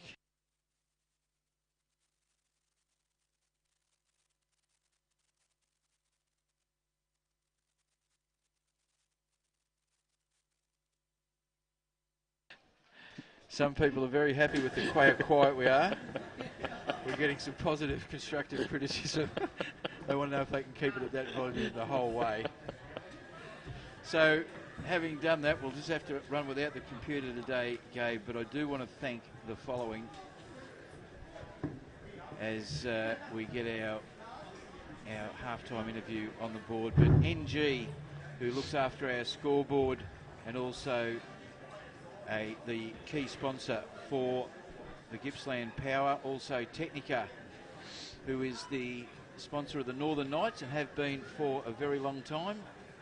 And they've jumped on board with TAC Cup Radio this year. Footy Profit and Nixon Finance Footy Profit looking after the mark of the day, as well as AFL Draft Central that look after the goal of the day. Haven't had a great choice for the goals of the day so far either, have we? And also Nixon Finance, which looks after the man of the match as we go. It is half time here. The Knights trail by 2, and we are joined by, I want to get your name right, Alex? Yeah, Alex Federico. Alex Federica. How are you, Alex? Yeah, good, thanks. How are you? I'm in good form. What about yourself? How are you feeling? I believe you Yeah. played for the Northern Blues yesterday. Yeah, I did. It was played against Port Melbourne here, and yeah, it was just a really good experience to play with some bigger bodies, and it's obviously a higher level than TAC. So yeah, it was good to get a run around. So you were the 23rd man? Yeah, 23rd man yesterday. So. How old are you, Alex? 17, turning Yes. 18 in September. In September. Yeah. When did you get to know you were going to be playing for the Northern Blues? Yeah, so Geish, the Knights talent manager, he rang Gaz on Monday. Gaz is the pretty much the talent Gary manager. O'Sullivan? Yeah, Gary Yep. O'Sullivan. And then Rye told me on Tuesday, said you might play as a 23rd this week. And then, yeah, so I trained with him on Wednesday, and then found out Thursday Fraser called me, and then on Saturday morning had the captain's run, and then that was, yeah, it's a good experience. And then played on the Sunday last week against Box Hill. Yeah, it's good. How many of the blokes did you know for the Northern Blues? Oh, I was with Matty Harmon. He's a 19-year-old at Knights. Yeah. He was there for the week as well. He played development, and then there's a few boys from last year from the Knights playing development as well. But I didn't know any senior boys really, but yeah, they're all ripper blokes, and yeah, it's good to get to know them. What's the biggest difference you found between the two? Between TAC yeah, and school footy and this? Probably just, I think it's obviously quicker, but like bigger bodies as well. Like it's a much bigger difference in like the way that they move the ball as well. It's a bit more physical, but, yeah, with the bigger bodies. But yeah, no, it was just a really good experience. Did you go easy on them? You didn't bruise too many up, did you, Alex? I didn't get that. Because there's a few of us, a few old blokes like you're young blokes here, but we don't really love Port Melbourne all that much. Yeah, Going back a long way from this ground, so we owe them a few. Always owe them a few, mate. They didn't take any prisoners in the old days, so we could lay a few on them. Yeah. Tell us about your footy journey. Who did you play your junior footy with? Played junior footy with Ivanhoe Junior Footy Club. Started when I was in TACers, and then played all the way till end of Colts, under 17s or so. But I started Knights in under 15s, and I've been there under 16s, 17s, and now top age year 18s. Go to Marcelin College, so I played school footy with in year 10 and 11 and now 12 this year. So yeah, but I've loved footy since I was young. So yeah, it's been good. Over the journey with the Northern Knights, what's been the biggest takeout for you? Well, I've got to know heaps more players, and they're pretty much, I don't know, just all the fundamentals and all that stuff. They've sort of like, yeah, pretty much like, how do you say it? Like, yeah, just made me improve as a player and a person. So yeah, it's good. Where's your best spot on the ground? Where would we find you if you're playing today? Yeah. Well, at the start of the year, I've played midfield probably for majority of my footy, and but I played half back last week, 2 weeks ago against Ballarat, and midfield as well. But yeah, I think my preferred position is midfield, but yeah, half back I don't mind as well. So yeah, Relish that bit of a different challenge and different role for the team as well. Yeah. Halfback's been more of a team role. Sort of thing. So, but yeah, no, I've enjoyed it. Yeah, it's been good to get through. Tell us, what's your week look like? So obviously school. So Monday, if we have a game on Saturday or Sunday, nothing really. Monday, go to the review after school, and you have an individual review, and then talk about what you did well and what you can improve on. Go through some vision. Then Tuesdays, full training with Knights. And usually we have a team review before training, and then Wednesday day off, just school, and then Thursday have a sort of a lighter session because the game on the weekend. Have dinner with all the boys downstairs, and then the game on Saturday. So yeah, it's pretty It's a full week. Yeah, it is. And then school footy as well, a bit different. We got like training on Monday for school, Wednesday for school, and then obviously though we don't do nights during school footy, so school footy's a bit more lighter. But TAC's it's really good. Yeah. I was before I came down here today. I was watching the Channel 9 footy show. There's a couple of ex-Marsland boys on there, David Zaharakis and Joey Montagna. Yeah, that both went there. So is the history of the players that have come out of Marsland, is that drummed into in the school footy? Yeah, there has. Like they've had we hadn't won a premiership since 2000. So we won 15, 16, and then don't know how we'll go this year. So hopefully another one. But there's been a lot of footballers like obviously Marcus Bontempelli,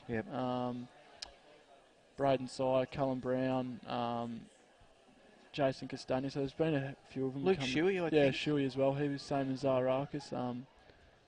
So a great mate. So it's a good little factory of footballers that have got a great tradition sort of coming through. Yeah, it is. Yeah. What do you try? What's your aims? How did you go? You were selected in the squad for Vic Metro? Yeah, so I missed out in the I was named as an emergency for the whole squad, so I was pretty disappointed at the start, but you just got to move on, I guess. So I just enjoy my footy. Were you given back at nights? Pardon? Were you given any feedback as to the reason why you were selected as an emergency? Pretty much because, I don't know, there was better players in front of me in playing midfield. It's a pretty good midfield they've got. So, but yeah, I hurt my back in the didn't play in the first game, which probably didn't help me a bit. But nothing you can really do about it. So just gotta I know everyone will tell you stuff, Alex, but I can tell you that 2 years ago, when we're doing this gig, there was a guy called Clayton Oliver that missed out for Vic Country. Yeah. And he kept playing for the Murray Bushrangers. I think everyone's heard of Clayton Oliver now, 2 years later. Yeah. So he didn't get to play for Vic Country in the championships. Yeah. And some people talk about him winning a Brownlow medal. So it's amazing. There's not just one way of... Not everyone's got everything's a tick all the way through. So I know plenty of people, and all the proper coaches and that'll all tell you that. But we see it every year, and I think they call it futures rounds now. There's always diamonds and things. There's people that are not that are playing in the championships don't get the opportunities that other people do. I think the guy from Rory Atkins from Adelaide, the same thing happened to him when he was with the Cannons. That's 5 years ago. He had to come back. So anyway, that's all right. So your aim, you'd like to be drafted, obviously. I would imagine. Yeah. What about your schooling? What do you? Is there anything you'd steer yourself in that direction? Or I haven't really thought about it too much. Probably want to be a PE teacher sort of thing. So, PE teaching I enjoy. I do like to do all that? Yeah. You're busy, you've got school footy, all that. Is your girlfriend, are you giving her enough attention as well? You've got a lot to fit in. She's all right. She's okay? Yeah, she's all right. She's understanding? Hopefully she's not listening. She's understanding. Who do you follow in the AFL? The Bombers. So good. I knew I loved Alex. Yeah, good. You're amongst like people here. Is there anyone in particular that you try to model your game on? Not necessarily Essendon, but any player you sort of like to look at? I haven't. I honestly don't know really. I've tried I watch Paddy Cripps play his footy at so not really. Not. Well, Paddy Cripps would be he's the stereotype midfielder that he's the next generation of midfielders. So. Just that would be the size of a centre half forward. Oh no, I'm obviously he's like another. He's got about. How tall is he? About 192 or something. Yeah, something around that. He's key position. Yeah, he is. So but I like to try and sort of model my game. Him. Probably more of a contested player than an outside player. So good work. Yeah. If you were Justin Wenke, Alex, what would you say to that team at half time? Oh, I think just we're not really we can't get a good passage of play going. We've sort of they're setting up well behind the ball, so every time we try and kick it inside 50, they've got about 5 extra numbers. So I don't know whether it's just slowing it down a bit or telling the forwards to start becoming a better option. So, I think we should respond in this second half. So, All right. We've got, well, we're only 2 points down at this stage, so I shouldn't say we, but you know what I mean. Yeah. All right, Alex, thanks for taking time to come up and have a chat to us today. worries. And we look forward to calling you a bit in the from now till the end of the season. And hopefully some finals for the Knights. Yeah, I know, hopefully. So, yeah. Been a few years since we've been in the final, so hopefully we'll see you in September. Yeah, sure good. Thanks, guys. Good work. There is Alex Federico from the Northern Knights. And he was an absolute beauty, Matt. He's especially been a Bomber supporter. Hopefully he wears the red and black for us in a year or two's time. He could be, I'll have a chat to Adrian Dodoro when I get the opportunity during the week and just say, here's one to put in your black book. Now, I'm just going to try this. I'm a very determined fellow, Matt, and I'll just see if I can get this open. And we'll see if we can get this working for us. Here we go. No, I don't think we are today. Been one of those days. It's been one of those days. So once again, I just want to thank these people because they, if it wasn't for them, we wouldn't be going to air. Matt, NG, who are the premier sponsor of the Gippsland Power and also look after our scoreboard all year. Technica, who are the premier sponsor of the Northern Knights and also look after our time clock for season 2017. Red Time Sports, the app that you can hear us on, footyprofit.com.au. Look after the mark of the day and our interviews on the ground after the game. And this is the time of the year that you'll be looking up footyprofit.com.au. This is just after the championships. Great coverage there. Nixon Finance, my good mate Flipper. He looks after the man of the match player of the day, and won't that be easy today, Matthew? That'll be by attrition rather than voting. And of course, AFL Draft Central, Pete and Matt look after that down there. And again, if you want to find out what's happening with all the draftees and the guys that your team needs to pick up, AFL Draft Central are the ones to do. Bookmark those two websites in your on your browser. They'd be interested to know what the traffic's like on them this time of year. You know, as the championships go, and we watched a bit, caught a bit of the championships through the week, and just to sort of see how they line up. You know, just with the pure traffic, just to sort of see who these players are, and the ones I like. Obviously, we're a bit Victorian and TAC Cup focused, but it's the guys that from the interstate that I have no idea of and wouldn't even know what they look like. So I noticed there was I think he was from Western Australia. Oscar Allen won the Lark medal for the best on the ground, or for the best in the series. So not knowing anything about him, so it'll be good to sort of see. Gives them an opportunity to get some exposure too, especially they'd probably be known in their own home state, but in the mecca of football, they're able to get a bit of time in the face of, or under the noses of a few recruiters.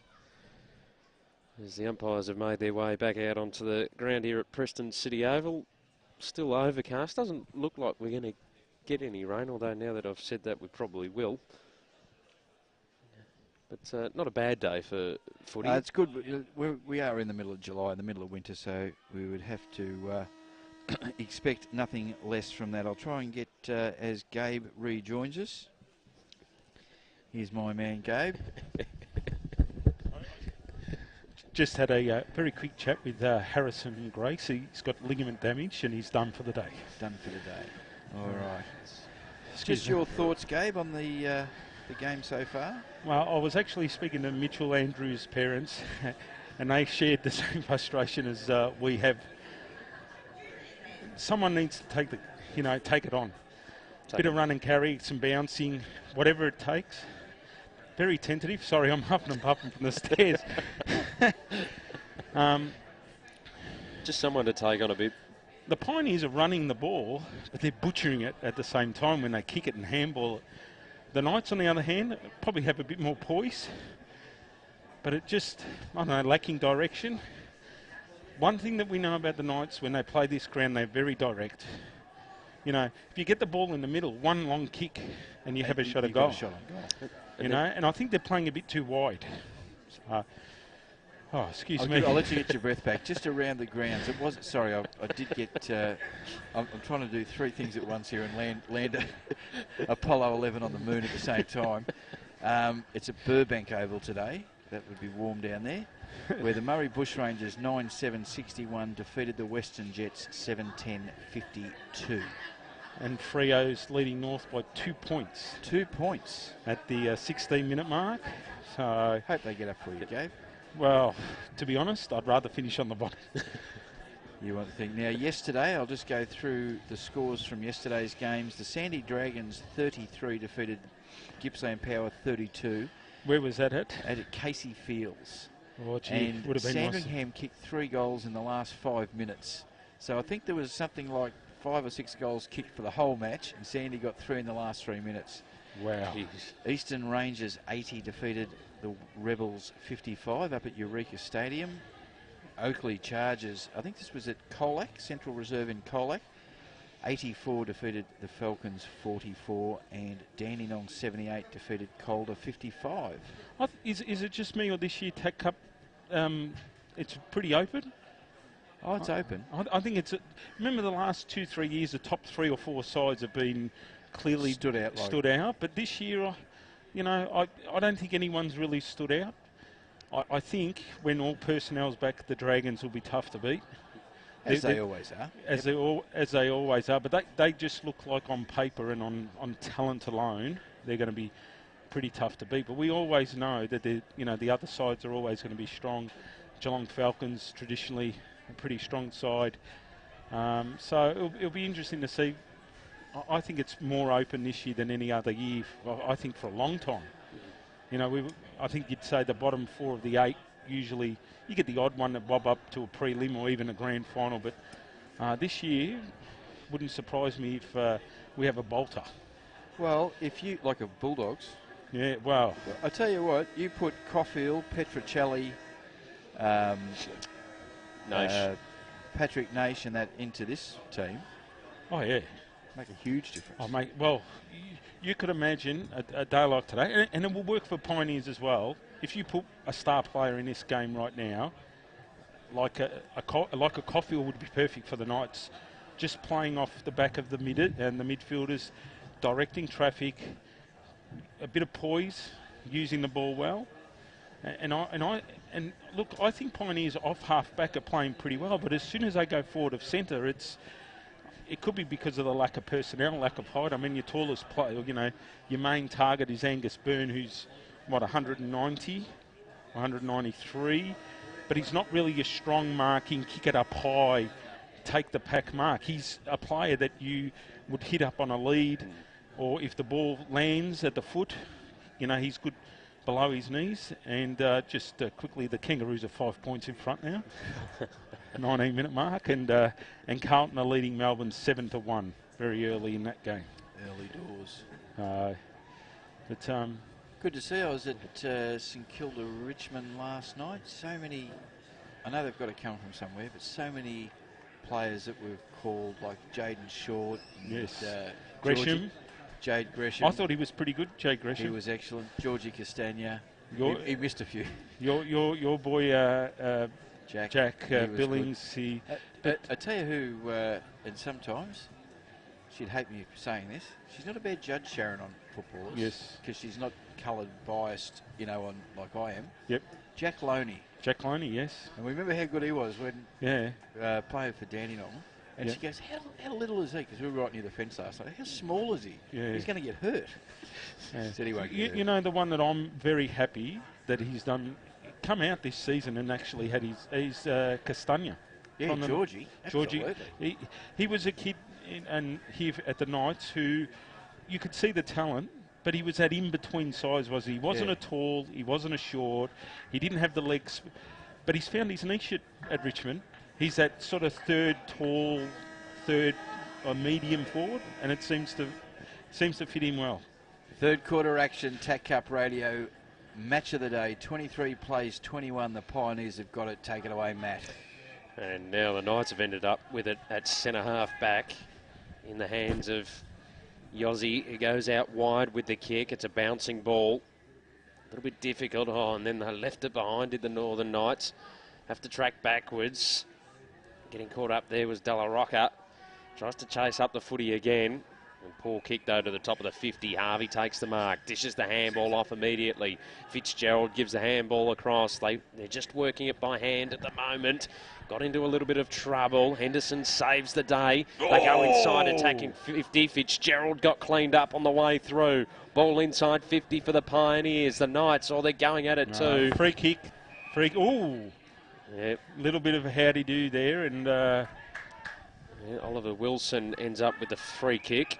Brings the ball to the broadcast side where Dreyer takes the mark, kicks it over the top to Andrews. Defensive side of the broadcast wing for the Northern Knights, trailing by 2 points. Early stages in this third term. His short kick to Farcioni.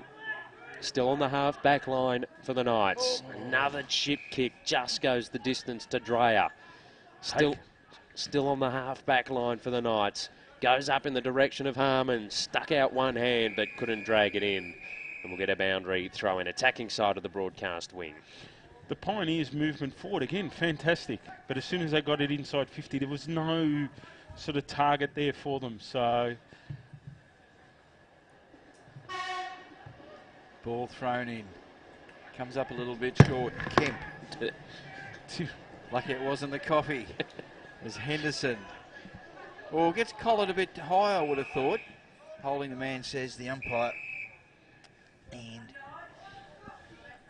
as if I haven't done enough today at once, or calling a football match. Kim Kai Yoji. Yoji kicks inside 50. The big men fly. Comes off hands. Lowton can't quite take it. Harvey for Bendigo by hand. To Marciano, to Fitzgerald, who's collared there by Maxi Dreyer.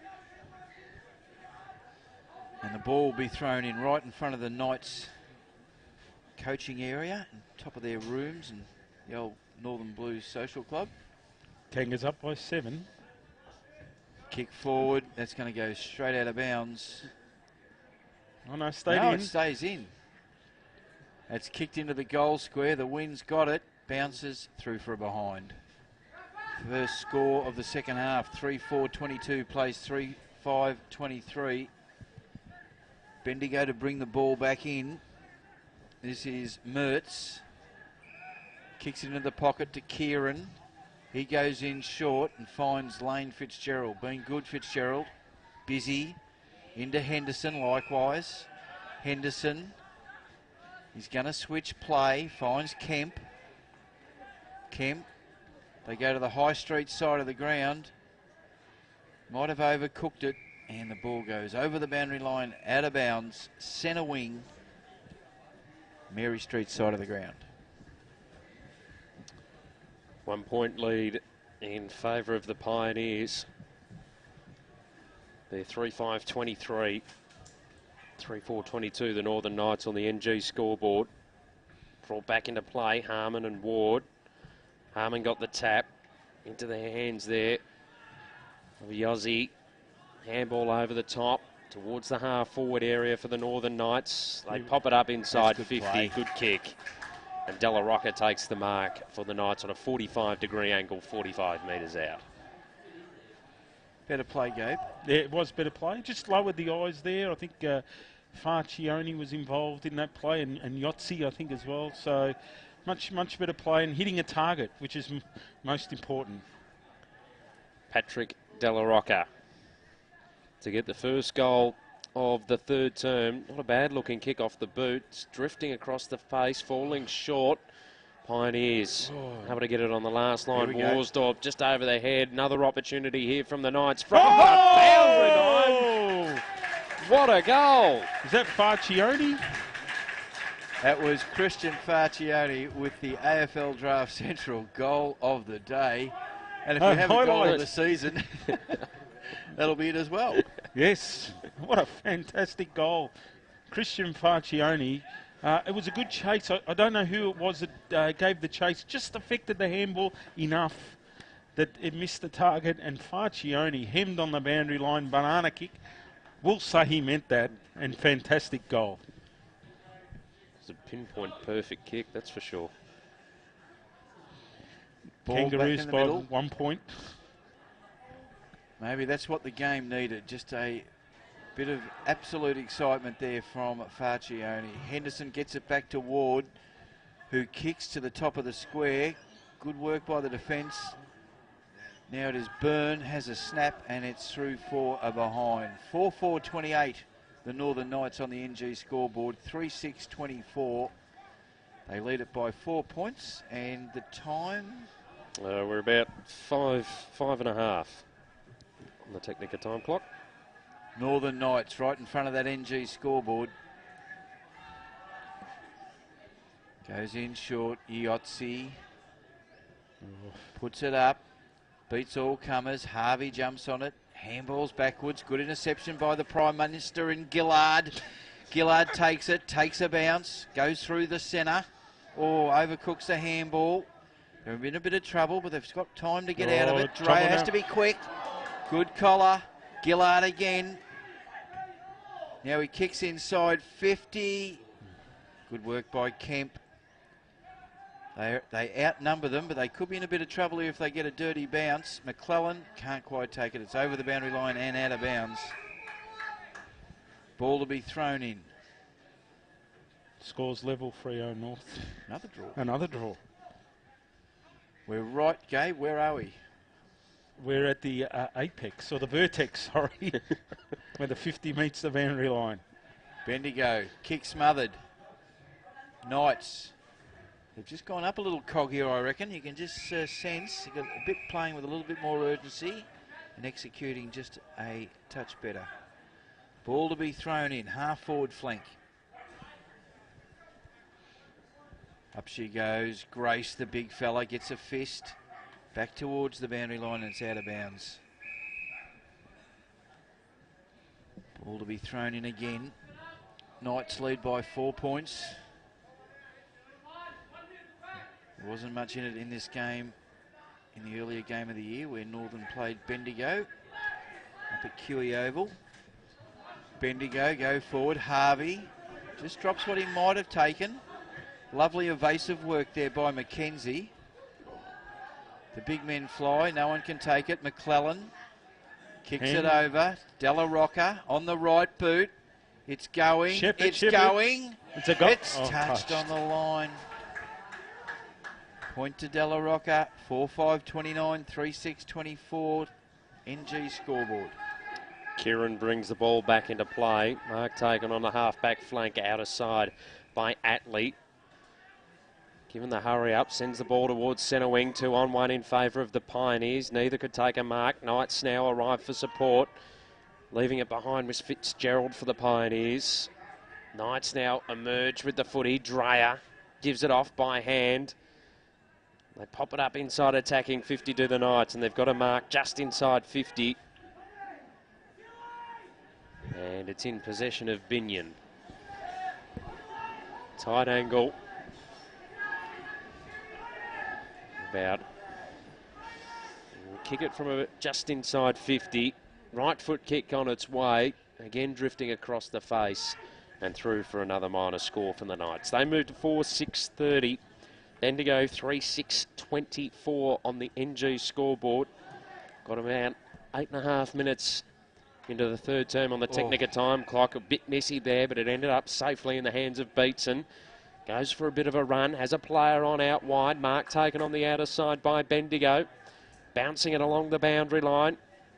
I think it's Atley out there. He sends it inside attacking 50, or to the top of the 50.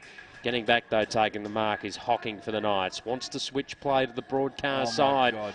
Very, very dangerous kick. Matt Harvey in the hole takes the mark. Oh my God. Well, we... Dear, oh dear. Oh well. He's got to take this opportunity now, Harvey. The Knights were starting to just play a little bit more cleaner and polished football, so the Pioneers have got a chance. Matt Harvey from Strathfield, say, has not made the most of that opportunity. He sprayed it. 3-7-25, the Pioneers move to 4-6-30, the Northern Knights. On about approaching the 10-minute mark of this third term. The kick back into play. Hits up Yossi. Kicks it further afield. The mark taken by Randall. Wants to track backwards. Again, another risky kick. Palmed down by the Pioneers. Harvey waiting on the outside up against the boundary line. Flicks the ball back into play for Henderson. He got caught. Handball back to Harvey. Again up against the boundary line. Needs a bit of support. Knights with the numbers around. Need to work it cleanly. Farcione gave it off to his teammate who puts it up to the centre wing. Knocked out on the hands there of Lowton. And it goes over the boundary line and out of play. We'll throw it in centre wing broadcast side. Northern Knights up by 5 points. Dockers up by 5 points. Harmon up against, that was Christensen. Ball in dispute. Nice kick by Mitchell Andrews around the corner. Bouncing football. They kick back in, Hope. Harmon flies, can't quite take it. Henderson, he's dispossessed. Lentini, now Dreyer. It's a hot footy. Wheeler out to Fitzgerald. Fitzgerald on the left boot. He kicks to 50. And holding out. Yeah, free kick to Harvey. Harvey's got it. He kicks it into the pocket. Almost another free kick. Knights scramble the ball towards the boundary line and out of bounds. Ball to be thrown in. 30 plays, 25.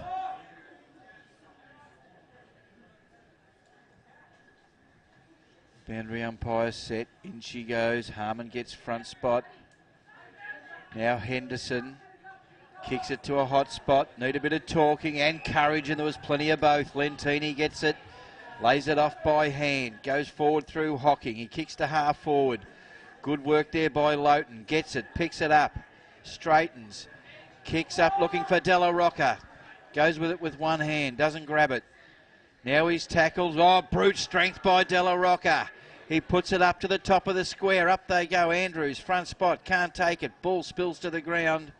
Umpire looking. Eventually lets the play go. Bokett's got it. He lets it go by hand. And free kick to Bokett. He said he was legged. And Ryan Bokett will take the resultant free kick. 20 metres out, directly in front. This to give the Knights an 11-point lead. Yeah, just they fought hard there, the Knights. Just keep the ball in, keep it alive. Bokett comes in. He kicks low, lean and straight. That is Ryan Bokett's first for the afternoon, and the Knights move on to 5 goals, 6:36. The Bendigo Pioneers 3:7:25 on the NG scoreboard, and the Technica time clock gave. Matt. That reads 13 minutes into the third term. And a good goal there for the Knights. They just kept it in. I think Mitchell Andrews and a couple of others just made sure that the Pioneers weren't able to run that out. And again, they're getting it deep forward. There's a bit of a change of play. You notice that the Knights are kicking it a lot closer to the goal square. Harmon fists it forward for the Knights. Doesn't work to their advantage, though. Davis gets a clearing kick for the Pioneers towards half forward. Comes off hands. Andrews bumped off the footy. Now trying to extract it is Henderson. He got caught. Tackle laid on by Dreyer. Sees the ball wrapped up corner of the centre square broadcast side, favouring the Pioneers. Kicking to the market end in this third term. Harmon, the tap down. Pioneers again with the numbers around the footy, but can't extract it cleanly. Fable able to feed it out by hand.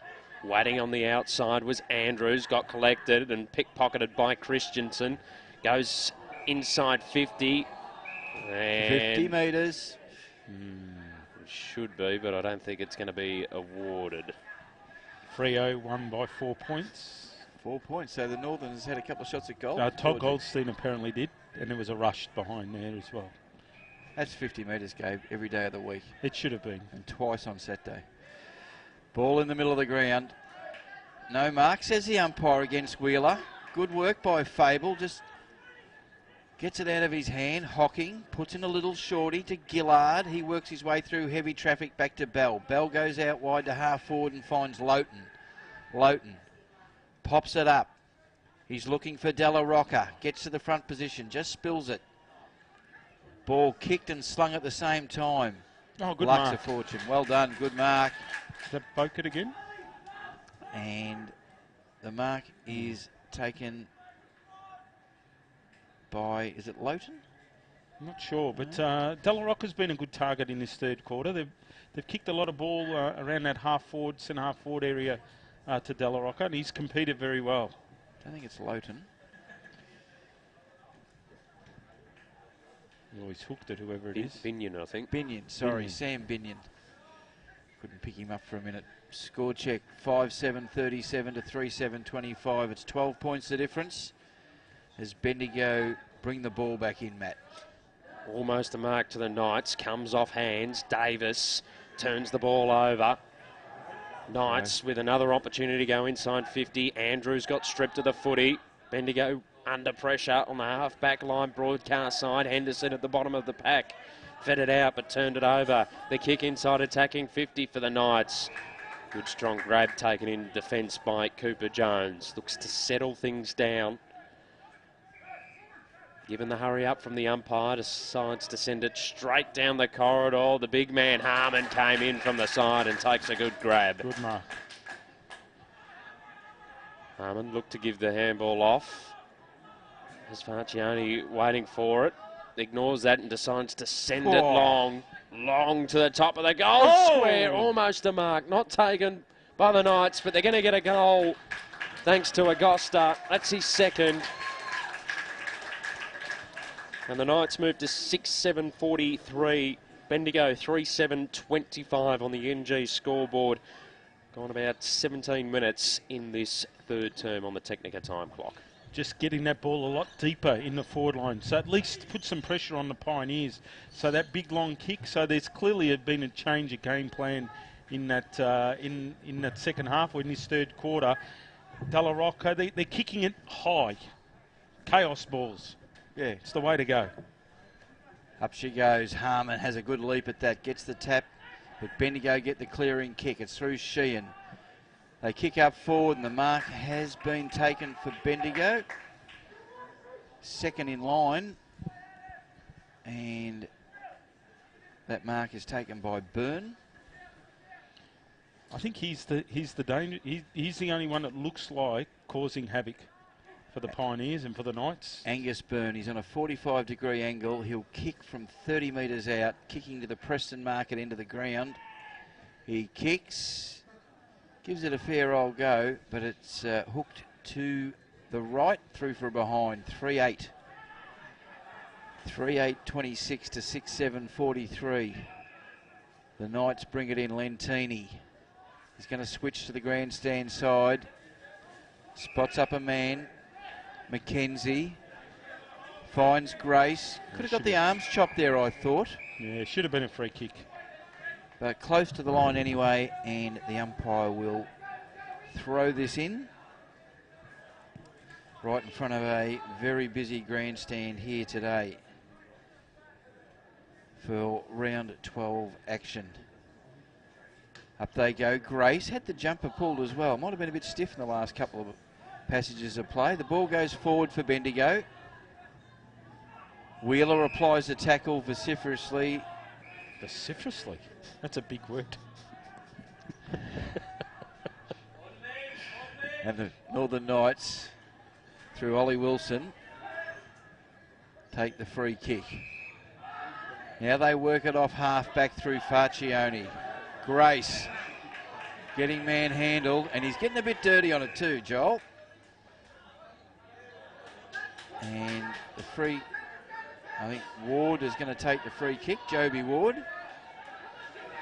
Ward handballs over to Jones, the left footer. Long raking kick up forward. Dreyer at the fall of the ball. Can't quite get it. Farms it out to Fitzgerald. Good work. Now it's a chaos ball for Bendigo inside 50. Wheeler's first there. Lentini applies the tackle. Kemp's after it. Oh, beautiful tackle there by Wilson. Boket gets it in hand. He works inboard. Oh, his kick's intercepted. Wow. The ball comes forward. Noah Wheeler marks it. between wing and half forward. Kicks it inside 50. And he's found a man, but he's got the wrong jumper on for Bendigo. They bring the ball back out to the grandstand side where Mackenzie's got it. He kicks up forward. Good work by Betson. Gets it across to Kieran. They work the ball backwards. Sheehan goes into the middle of the ground to Harvey. Harvey sweeps wide. Not a lot on offer along the line for Attlee. Eventually he gets it across to Kemp, just forward of centre. He chips the ball again, comes over the back to Fitzgerald. He puts it up. Oh, 3 on 1. 3 Knights go up. The ball hits the deck. Byrne gets it, feeds it out. Tackle applied. Grace gets it, slams it on his boot. Lentini gets it, spins out of trouble. Not clean. Now they get it out the back to Wilson. Wilson. Oh. He wants to switch play and finds Dreyer. No. This kick's going to be right on the button as Mackenzie gets it, well and done. he marks it well. Again, they're held up as well done by Bendigo. They get it back. Farcione. They go out wide. Oh, Good they mark. crash, and good courage there by Matt Harvey, Good work. who takes a solid mark. Harvey chip kicks. And the mark taken by Sheehan. Centre wing broadcast side for the Pioneers. With a bit of work to do. Approaching 3/4 time. Henderson flicks the ball inboard to Byrne. Just outside attacking 50 for the Pioneers. He pops it up inside 50. They've got a mark. And it is Christensen. Mitchell Christensen has it on a 45-degree angle. About 40 metres out from goal. Comes in. Badly needed goal for Bendigo. It's drifting to the right. And that's where it stays. 3-9-27 place, 6-7-43. 4 behinds in this term for the Pioneers. As it's kicked into the back pocket. The mark is taken here by Uslak. Comes inboard to Wilson. Wilson flicks it over the top. And the Knights have switched it to the outer side. Risky kick. Attlee takes the mark, sends the ball back inside 50 for the Pioneers. Pack flies. Byrne tried to rove his own contest. Got brought to ground. Ball is all wrapped up just inside attacking 50 for Bendigo. Every time Byrne goes for the ball, he gets it. It's one of those. He's one of those players that just kick it to him and he'll win it most times. Makes something of it. He won the tap from that ruck contest. Almost hold scooping it, it man. away there was Kieran. The umpire says there's a high and a free kick going the way of the Northern Knights. Inside defensive 50. OG goes out wide. The mark is taken by Andrews. Kicks the ball up along the boundary line. And they've got a mark in Bell. Half-back flank on the outer side as the siren sounds for 3/4 time here at Preston City Oval. The Northern Knights with a healthy lead. 6-7-43 plays 3-9-27 on the NG scoreboard. And at 3/4 time, 2 goals to Agosta for the Knights and singles to Fable, Farcione, Lowton and Vokert. And for the Bendigo Pioneers, who were held goalless in that quarter, Fitzgerald, Davis and Hamilton. Well, what did you make of it, Gabe? Better quarter for the Knights, obviously. They've put on 3 goals. Oh, look, there was a clear change in TAC there by the Knights. They kicked it a lot longer into the forward line. And it paid dividends. They had better opportunities at goal. We had a fantastic, I better get this right, AFL Draft Central goal of the day. Correct. From Christian Farcione. But if you put the ball deeper into that forward line and you win a 50-50 ball, you've probably got a better chance of kicking a goal. A lot of the forward play from the Knights and the Pioneers, you'll notice the Pioneers are getting marks and getting their hands on the footy around that 50-metre line, but if they're not winning it, then the Knights are sending it straight back quickly down the other end. And conversely, if the Pioneers are able to get it, it's a difficult shot 50 out, especially on a day like today. The breeze is not as bad as what it was before, but it is a windy day. I just think the Knights were a bit more cleaner, a bit more polished, converted, took their opportunities. Look, the Pioneers kicked 4 behinds, and I would say most of them they could have scored goals. Yeah, they were all gettable opportunities. Yeah, so I don't think we'd say 3 goals. What's the lead? 16 points. Very low scoring game. You'd almost say it's going to be tough for them to come back, but they had opportunities. Yeah. So the Pioneers are definitely not out of the game. I think they've got 2 options here. They either bring Byrne a bit further up the ground or get him closer to goal and just kick it deeper. Because he's getting the ball, isn't he, Matthew? Yeah. I think you're going to need to bring him up around the half-forward area for him, just to get his hands on the ball too. And we've seen some of his kicks, he can boot it a mile. So from outside 50, if he was able to get the ball, I think he'd have more potency, I think, outside 50. Yep. And provide that linking option, because that's where they're breaking down. As you say, they're able to move it okay towards the half-forward area, but they're breaking down across that half-forward line.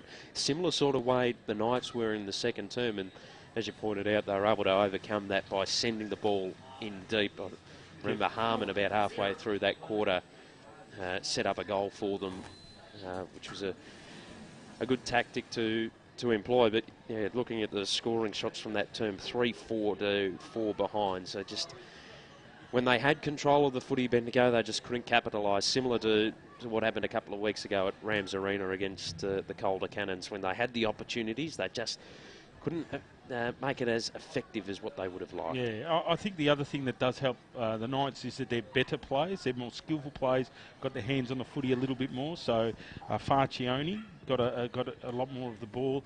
I thought Gillard was pretty good. Yep, and we've got Crooksy on the ground here at 3/4 time with Ry Geishan. We're down here with the talent manager for the Northern Knights, Ry Geishan. What we want to know first is, what did Justin have to say to the boys at half time? He was pretty controlled. He was a little bit disappointed with some of our a bit of fumbling and a few missed marks and things like that. But he was really confident that if we clean that area of our game up, our ball movement and our pattern was pretty good.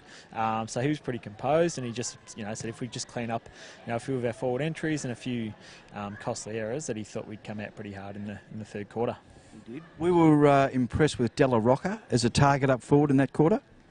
Yeah, he's a really competitive player. He's a bottom-age boy, but he's got the body shape and size of a top-age player. So we haven't had too much access to him with the school football commitments, but every time he's come in, he's shown he can be really competitive, and he's got really good goal sense. So at 190, we're hoping that with a really strong pre-season under his belt, that he can move up into the midfield and play as a higher forward. But at the moment, we like what we see as a deeper forward who can mark the ball and kick the ball pretty long. The job of Fable's the stand-in skipper today. What are your thoughts on his game so far? He's been fantastic. I thought his first half he really set the tone for the playing group, and we actually spoke about that during the week. And it's his last game as captain, and he wanted to really make a stance on the game. So yeah, we've been happy with Anthony. He's a quality kid, a fantastic character, and he's been through a bit of adversity with some injury issues. And we've been certainly wrapped with the way he's gone about it today, and hopefully he can continue on for the last quarter. Good work. Thanks, Ry, for joining us today. We've got 1 quarter to go with a 16-point lead. I think we might get the boys home. Yeah, well, last time you had me on this show at 3/4 time, we're up by 3 goals, and I said we wanted to win by 6, and we lost by 4. So I won't say too many outlandish comments, but yeah, fingers crossed. It'd be fantastic to get a win at home, especially in the futures round with a few of these bottom-age kids. Good work, Ry. Back to you, boys. No worries. Thanks, Crooksy. And yeah, I think Fable has been pretty good. He does a lot of hard running. He just runs up and there. He's one of those midfielders that, he does the defensive work. He's in there tackling. I thought the tackling of both sides has been pretty good for most of the game. And, it contributes to the fact that we did have some, I wouldn't say poor decision-making, but some fumbling and things like that. And being a futures round, young kids, they're trying to impress.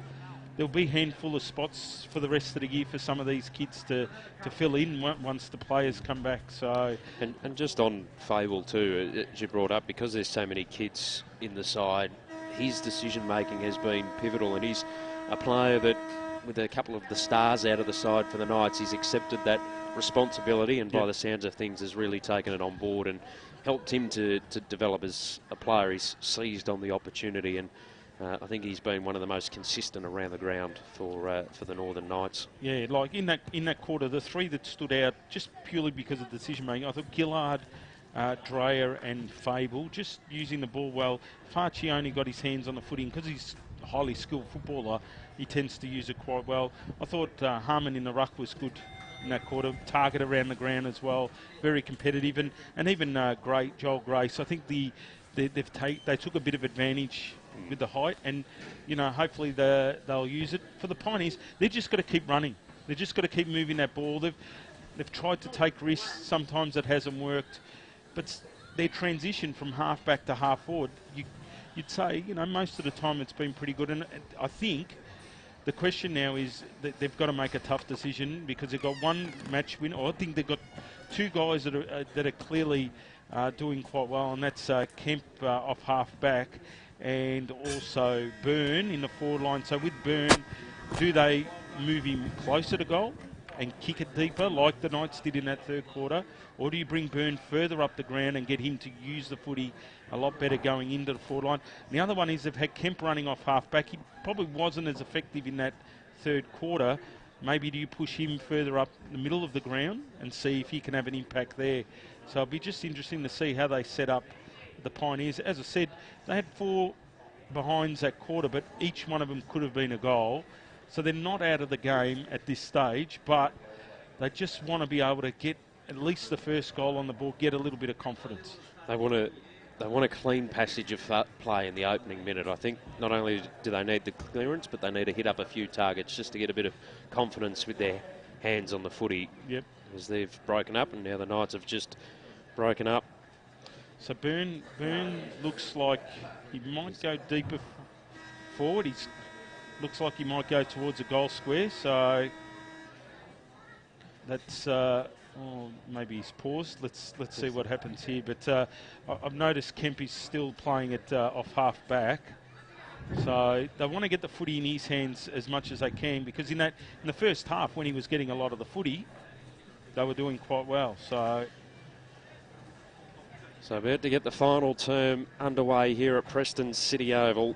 Byrne in the goal square at full forward. So I don't think that's a bad thing, and he should stay there now. Yep. Don't move too far away from that position, Angus Byrne. Bendigo with all the work to do. They trail 3-9-27. Northern Knights 6-7-43 on the NG scoreboard. As the umpire just waits for a few stragglers to get off the ground. Just at 6 minutes in the second quarter, the Blues lead by 12 points over the Demons. Over at the MCG this afternoon. We're back underway here for the final term at Preston City Oval. All wrapped up from the ball up. We'll get a secondary one. Harmon and Ward go into battle. Tap goes the direction of the Knights. They go towards half forward with the kick. They'll get a handball out wide to Farcione, who goes inside attacking 50 with the kick, and a good mark is taken by McLennan. And again, Farcione, just the use of the ball. Wasn't the greatest kick in the world, but he kicked it to space and let McLennan run onto it and take a mark. Good decision making, and not what the Pioneers wanted to start this final term. Going to require a big kick.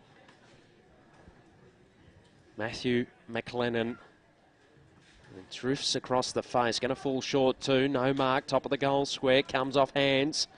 Knights with the numbers around the footy. They burrow in after it. Binion on the bottom of the pack. The umpire circling says, give it to me, I'll ball it up. Top of the goal square for the Northern Knights, kicking to the market end in this final term. Umpire puts it back underway.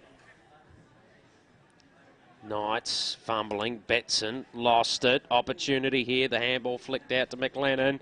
Fumbled at the top of the goal square. Betson gave off the handball. Scrappy stuff forward line.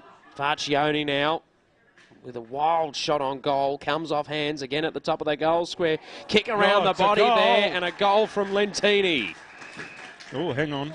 What have we got? No, behind. No, minor score. Touch. No, hit the post. So minor one to get this final term under the way. The Pioneers bomb it quickly out of defensive 50. Ward chases after it, but the boundary line will beat him. We'll throw it in centre wing, outer side. 6:8:44 the Northern Knights. Bendigo 3:9:27 on the NG scoreboard. 2 gone on the Technica time clock in the final term. The umpire sends it back into play. Harmon fists it down. Lentini flicks the handball over the top, searching for the 1-2. Didn't get it. Goes inside attacking 50. Now the Knights. Comes off hands. They've got players around the footy. One of them's Del Rocca. He's offline though. And another. Offline. Well offline. Out on the full. Oh dear. The kick out not great. No, Bendigo able to recover. They've got a man out wide. And the mark is taken by Kemp. Half-back flank on the broadcast side for the Pioneers. Kicked it into the man on the mark. They go inside attacking 50 through Bokert. Back at the top of the goal square, Pioneers work it by hand to Kemp along the boundary line. And Fitzgerald takes the mark. Fitzgerald for Bendigo. A little bit indecisive here. Goes in short. And he finds Sheehan. Sheehan switches play. Binion almost intercepts Fitzgerald. Big kick out onto centre wing. Finds Atley. Atley's off and running. Kick it long. He does kick long, Gabe, but comes over the back. Philly Moy couldn't quite grab it on the half volley. Ball comes out. Beautiful spin out by Byrne. This way, that way, and through for a behind. 1 goal, no goal 4 for Byrne today. 3 goals, 10-28 to 6:8:44 NG scoreboard. Plenty of advice from the crowd. Dreyer. It's a lovely big thumping kick to half-back. Comes off the hands of the pack. Farcione gets it back to Fable. Fable puts in a shorty to the wing to Gillard. Gillard under a fair amount of pressure. Loses it. Ball comes back to Jones from Bendigo to Kemp.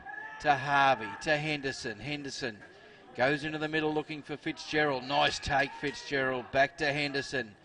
Henderson goes out wide. Dispossessed. Mackenzie for the Northern Knights. He kicks it laterally to Lentini. Lentini goes in short to Gillard. He's in the middle of the ground. Gillard wheels around on the right. Looking for Harmon. Had his arms taken away by Ward. And big Mark Harmon will take the ball on half forward. He's beautiful work by Mark Harmon. Copybook. Now the ball goes forward and Binion's marked it. That's the difference, isn't it? He feigned the handball to Lentini, worked his opponent underneath it, put him offside, and then just scooted along. I wouldn't say scoot, but anyway. Took a couple of steps. Took a couple of big strides. Now Binion comes in, kicks straight through the middle. The appreciative Knights crowd, you can hear it in the background as Sam Binion kicks his first.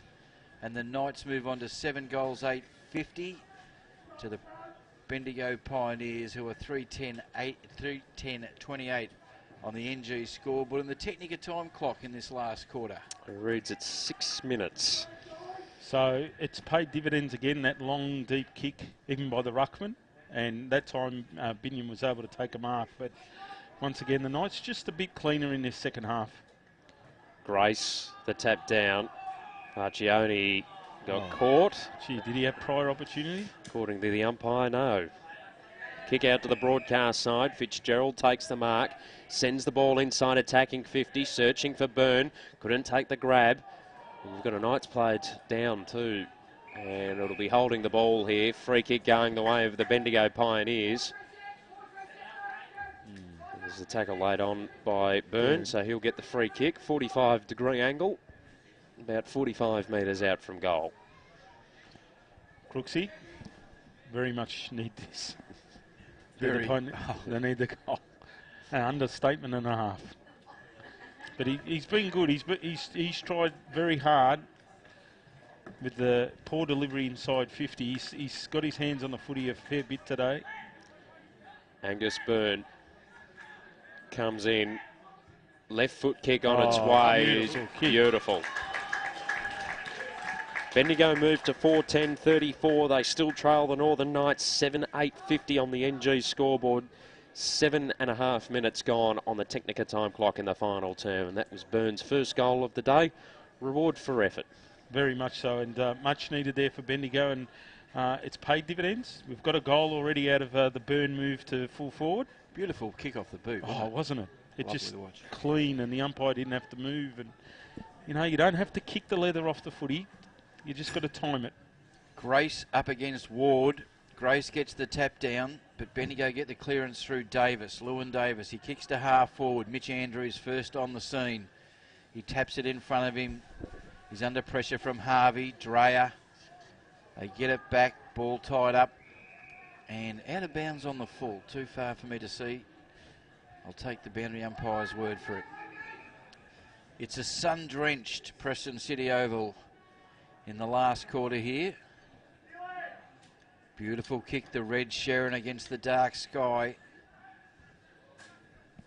Ball all wrapped up, and it'll be thrown up 35 metres out from Bendigo's goal. They're going to the city end. Grace gets it, taps it out towards the boundary line. Bell can't take it. This is good work by Yotzi. Kicks the half back, but intercept mark from Joby Ward. He wants to square it into the middle. Fitzgerald flies, but Gillard over the back gets greater purchase. His kick is almost on the mark. Hocking gets pushed underneath it, and Little Buddy takes it. Fair enough. Hocking. Kick it long, kick it long. He wants to go sideways. Grace. Crowd are amused. Farcione goes in short. Looking for Dreyer. Comes off hands. Yotzi. Can't be clean. Bendigo. Flick it out the back to Atley. He breaks a tackle. Gets it onto the left boot. Kicks up forward. Comes over the back. Now the race is on. Bit of shepherding. Bit of pushing. Manoeuvring. Positioning. But the Knights have got it. Farcione goes in and Hocking marks. Hocking. Again they go laterally. McClellan. Got plenty of pioneers for company here. Kemp. There a chance here. The ball bounces. Harvey runs. Keeps it in. Runs. Beautiful sweeping handball. And what a smother. What a smother by Mark Baker. Certain goal saved there. They bring the ball back in straight away. Wilson drops what he should have taken. He needs to get rid of it. He does quickly. He looks for Della Rocca, who measures it perfectly. Good judgment. Della Rocca goes into the middle. Boket, sweeping handball. Doesn't quite strike it well enough. Gets it over to Dreyer. He sets sail for home, Dreyer. It's going to land in the square. The big men fly. Can't take it. Good passage of play. Game's lifted in the second half. Probably the best passage of play for the day. As the umpire throws it in. 11 gone in the final term. Comes out the back. Kemp flicked the handball out. Della Rocca, though, was trying to rove it. Couldn't take it cleanly. On the deck in dispute. Oh, well done, Della Rocca. Eventually was able to get the handball out. Henderson, though, following it up for the Pioneers. Got caught in traffic. Turned it over.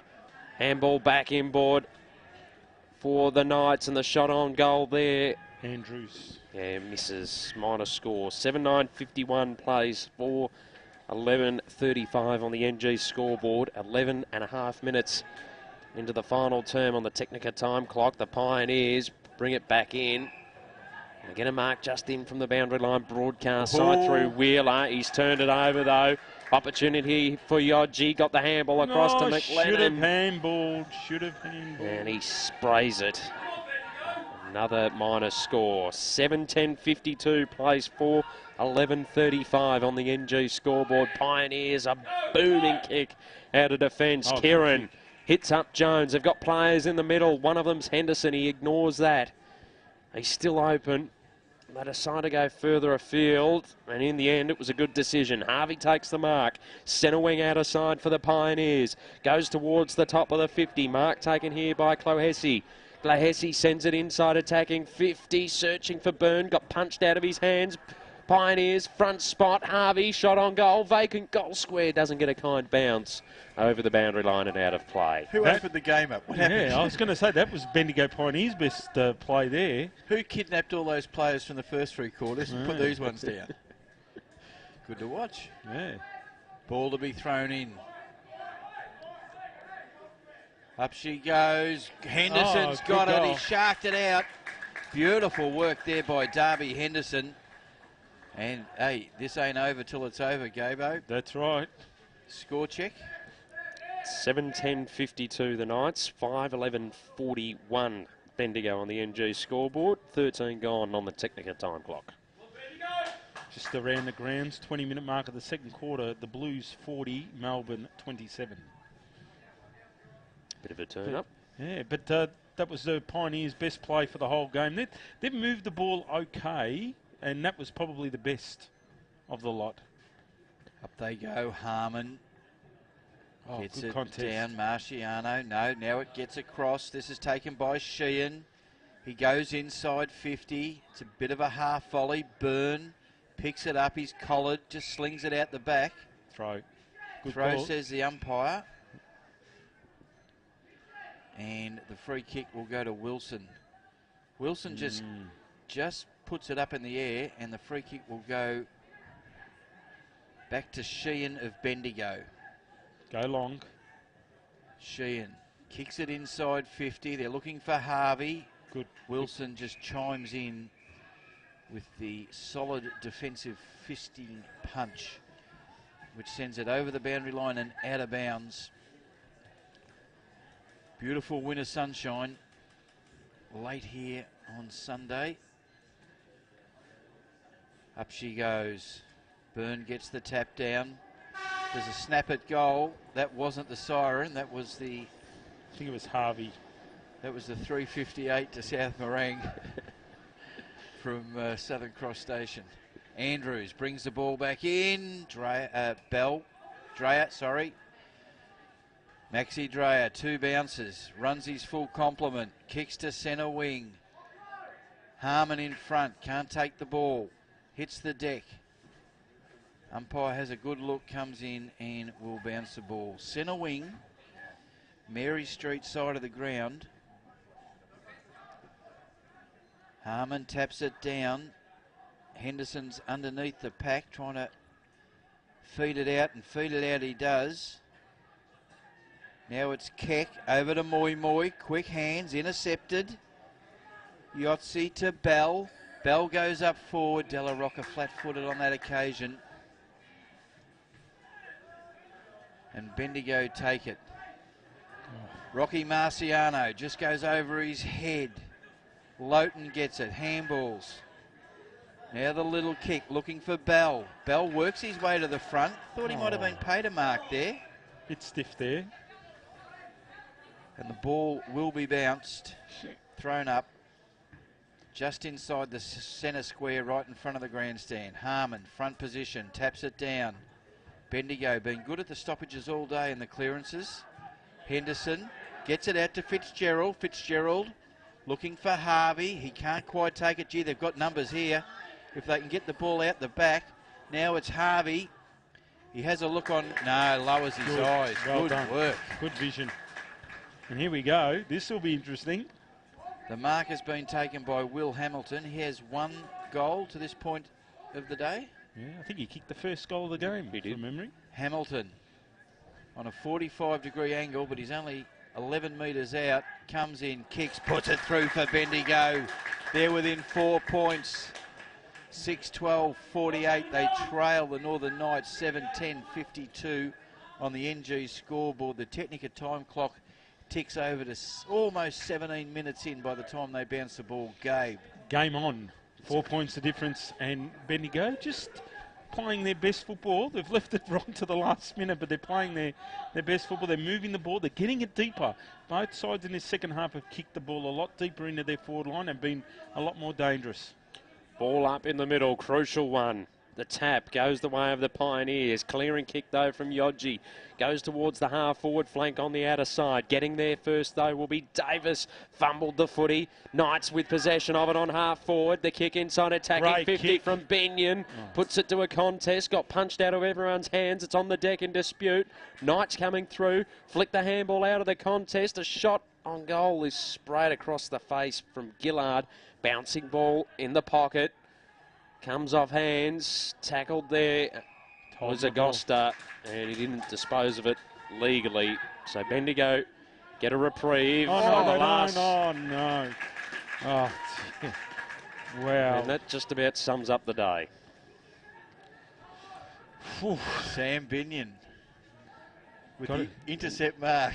Got to play the percentages. You're in the defensive goal square.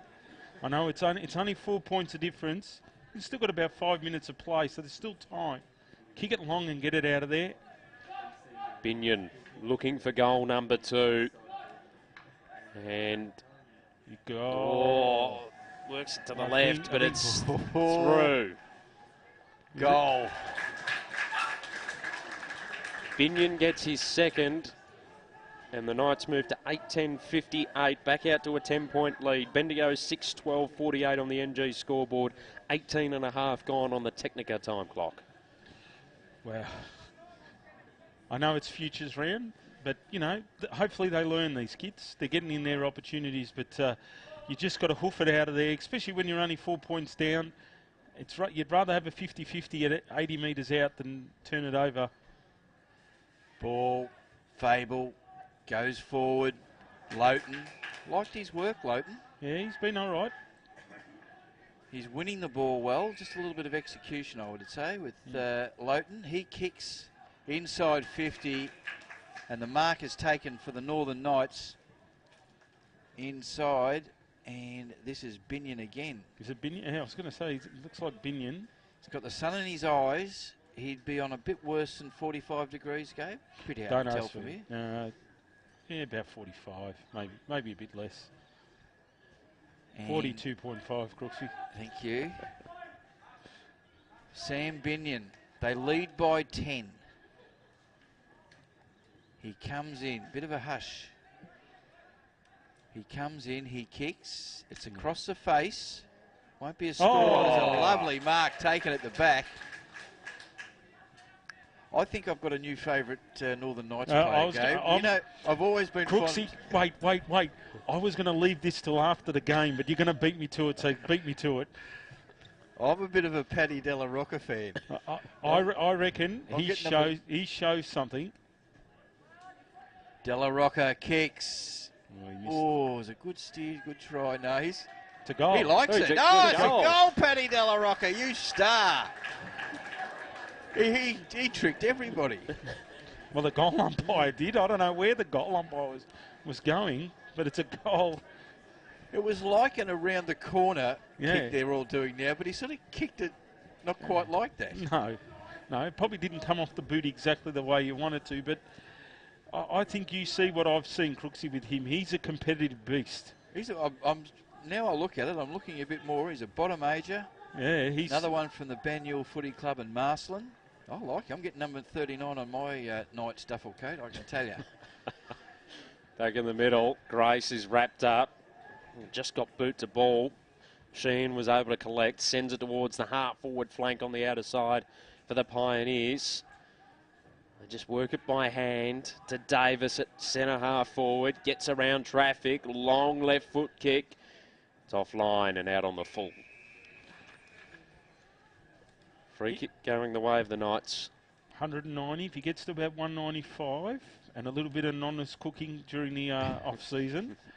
He will be a man mountain in that forward line. Chip kick for the Knights. And they just want to slow things down. Latini with the ball in his hands. Gone, approaching 22 minutes on the Technica time clock in the final term. Knights with a healthy lead. Montini That's it. Kick it long. goes towards a contest. Good mark. No, not taken by Kieran. Sends it into the middle. Fitzgerald takes it, puts it low inside 50, comes off hands. Knights with the numbers around the footy. They're not clean with it. Out the back, trying to get a kick away there was Walker. And now Moi across the face and a minor score. 6-13-49 the Pioneers to 9-10-64 the Northern Knights on the NG scoreboard. 22 and a half gone on the Technica time clock in the final term. Andrews kicks into the pocket and finds Lentini. Lentini in the back pocket. Just soaks up a few seconds. He kicks to half-back. Oh, that's just volleyed out of the air, but straight to Yotzi. He's been solid in defence. Just needs to clean up disposal, Yotzi, but I think he gets in good positions and gets the ball a fair bit. So lovely left foot kick. Oh, good mark. And the mark is Grace. taken by Joel Grace. Oh, that should be 50 umpire. Plays on with a handball which is smothered off his striking hand. Yotzi gets front position again. Wilson. They feed it out the back. Andrews gets collared. Yotzi again. Over to Lentini. Lentini one bounce. Draws a player. Handballs over the top. Dreyer. Inboard. Gillard. Quick hands. Farcione. He gets collared and dispossessed. Bendigo. Send it inside 50. There's your boy. Daniel Yotzi gets it across. Finds his teammate in Baker. Mark Baker. Just in the kick heart it long of to the defensive boundary. 50. Go long to the boundary line. They can get away with that. He's got Tom McKenzie. McKenzie sends it back from whence it came. And that is marked by Mitchell Andrews. Andrews goes wide. Settle it, settle it, settle it, says Latini. Lentini goes in short. Farcione. Christian Farcione, who had the AFL Draft Central goal of the day today. That'll bring down Rain. Up she goes. Boket at the back, punch, but nice mark taken there by Zane Kieran. Kieran sends it inside 50, bounces, and it's out of bounds on the full. And the ball to be thrown back in. No, went out on the full. It's out in the full. Interested in your blokes' votes for the AFL Draft Central. That'll be a tough job. What is it? The Nixon Finance Player of the Day. Yeah, it'll be a tough job. There's the siren. There's the siren. Final score, Gabe. Final score, the Northern Knights 9-10-64. They defeat the Bendigo Pioneers, who finish on 6-13-49. And the goal kickers for the victors, the Northern Knights, 2 goals each to Binion and Agosta, and singles to Fable, Farcione, Lowton, Boket and Della Rocca. And for the Bendigo Pioneers, 2 goals to Hamilton and singles to Fitzgerald, Henderson, Davis and Byrne. And the Knights run out, I won't say comfortable winners, but winners by 15 points. And that was a great last quarter, Crooksy. It was. Now, as I said, I probably wouldn't pull the tab out of the video cassette to save it for all time for the first 3 quarters, but the last quarter I would. It was very entertaining. Yeah, it was a good game of footy in the last quarter. You know what? I think they just basically said, there's a game to be won here, let's have a go. And they both had a go at it. And, you know, I think the Pioneers learnt from the Knights first quarter. Yeah. Kick it long, kick it deep, put the pressure on the defenders, and, you know, they were able to convert and kick, 3 goals 4 to 3 goals 3. So it's pretty even in the end, but they got within 4 points. And I hate to say it, and I don't want to point it out, but just a little turnover, a poor kick, it killed the momentum. That's what it really did. It did, absolutely. And you don't want to point it out, but there was 2 or 3 of those today. Yeah. Absolute berries. But you know what? You see it more when it happens in the end of the game, towards the end of the game, especially when it's close. It does. I'm just looking for Matthew out on the ground. Matthew, I think it'd be good to speak maybe to the captain. for the Knights. If we could... I'm just looking. Can you see him on the... No, oh, yeah, there he is with the red hoodie. Hopefully he's going to find... yeah, here he goes. All right. You can hear us, Matthew? Right. Not quite yet. Not Now quite, we should no. be able to. Yeah. He's just getting the gear on. I think I've got you now, guys, with the stand-in skipper Anthony Fable. Mate, a good performance by the Northern Knights this afternoon. Yeah, it was. We finished pretty strong, which is pleasing. I think we're a bit up and down throughout the game. Got a bit nervy towards the end when they kicked a few. But yeah, credit to the boys. Really stuck to the coach's game structure and came home with the win in the end. It was good. What was said at half-time? Because it felt like there was a little bit of a change in play. It was a very scrappy first half, but you guys seemed to move the ball a bit more efficiently in the second half. Yeah, for sure. I think the main focus coming into the second half was just our disposal. I think early on was very scrappy, and you know we were winning the contested possessions and we were winning the clearances, and it was just a matter of executing our game plan and kicking into the forward line, which I think we tied it up well towards the end and got us the win, I guess.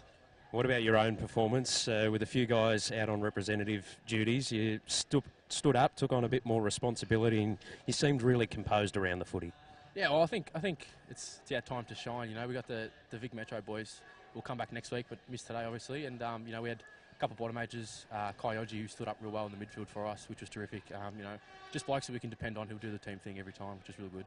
And an important win in the context of the season too, keeps you in touch for finals. Yeah, for sure. I think that's something. I know last week we had a draw, which was very weird feeling, but yeah, hopefully get our season back on track now, and come later in the year we can pull a few wins together, which will be good. Congratulations on the win today. Well done. Thanks, mate. Take care. Good work to Matt there. We'll just see if we can get... who else can you get, Matt? Just pull one from the pack. As he makes his way over to there. Maybe Christian Fascioni, we can talk to him about that goal. He's got one more. He's got... Dreyer. The unlucky one on the outside of the pack, Max Dreyer. Mate, good performance from you today, real competitive effort. Thanks, mate. Obviously, good win for the boys. It was a hard-fought game and we pulled it together in the last quarter. Real scrappy, contested sort of game style. How important was it just to settle the guys down and get that rhythm going in the second half? Obviously, very important. I think we obviously did a good job. Took advantage of our scoring opportunities and yeah, we kicked straight and got the win. You sound a bit puffed too, mate. Must have been hard for you. Yeah, I'm absolutely knackered. Tough game. Oh, good performance. Go and celebrate it with the boys. Cheers, mate. Beautiful. Excellent stuff. But well done to the Knighters. Yeah. And they know how to belt the song out too. Oh, don't they ever? Look, in the end, it was a competitive game. It wasn't a great quality game of football, but it was good at the end. It was competition. It was a good last quarter of football to watch. So at least for some of these boys, they've had a bit of a taste. We might see a couple of them still continue on for the rest of the season. Some might be put in cotton wool as such, and we might see them again next year because there are some skill. The Bendigo Pioneers, some of the ball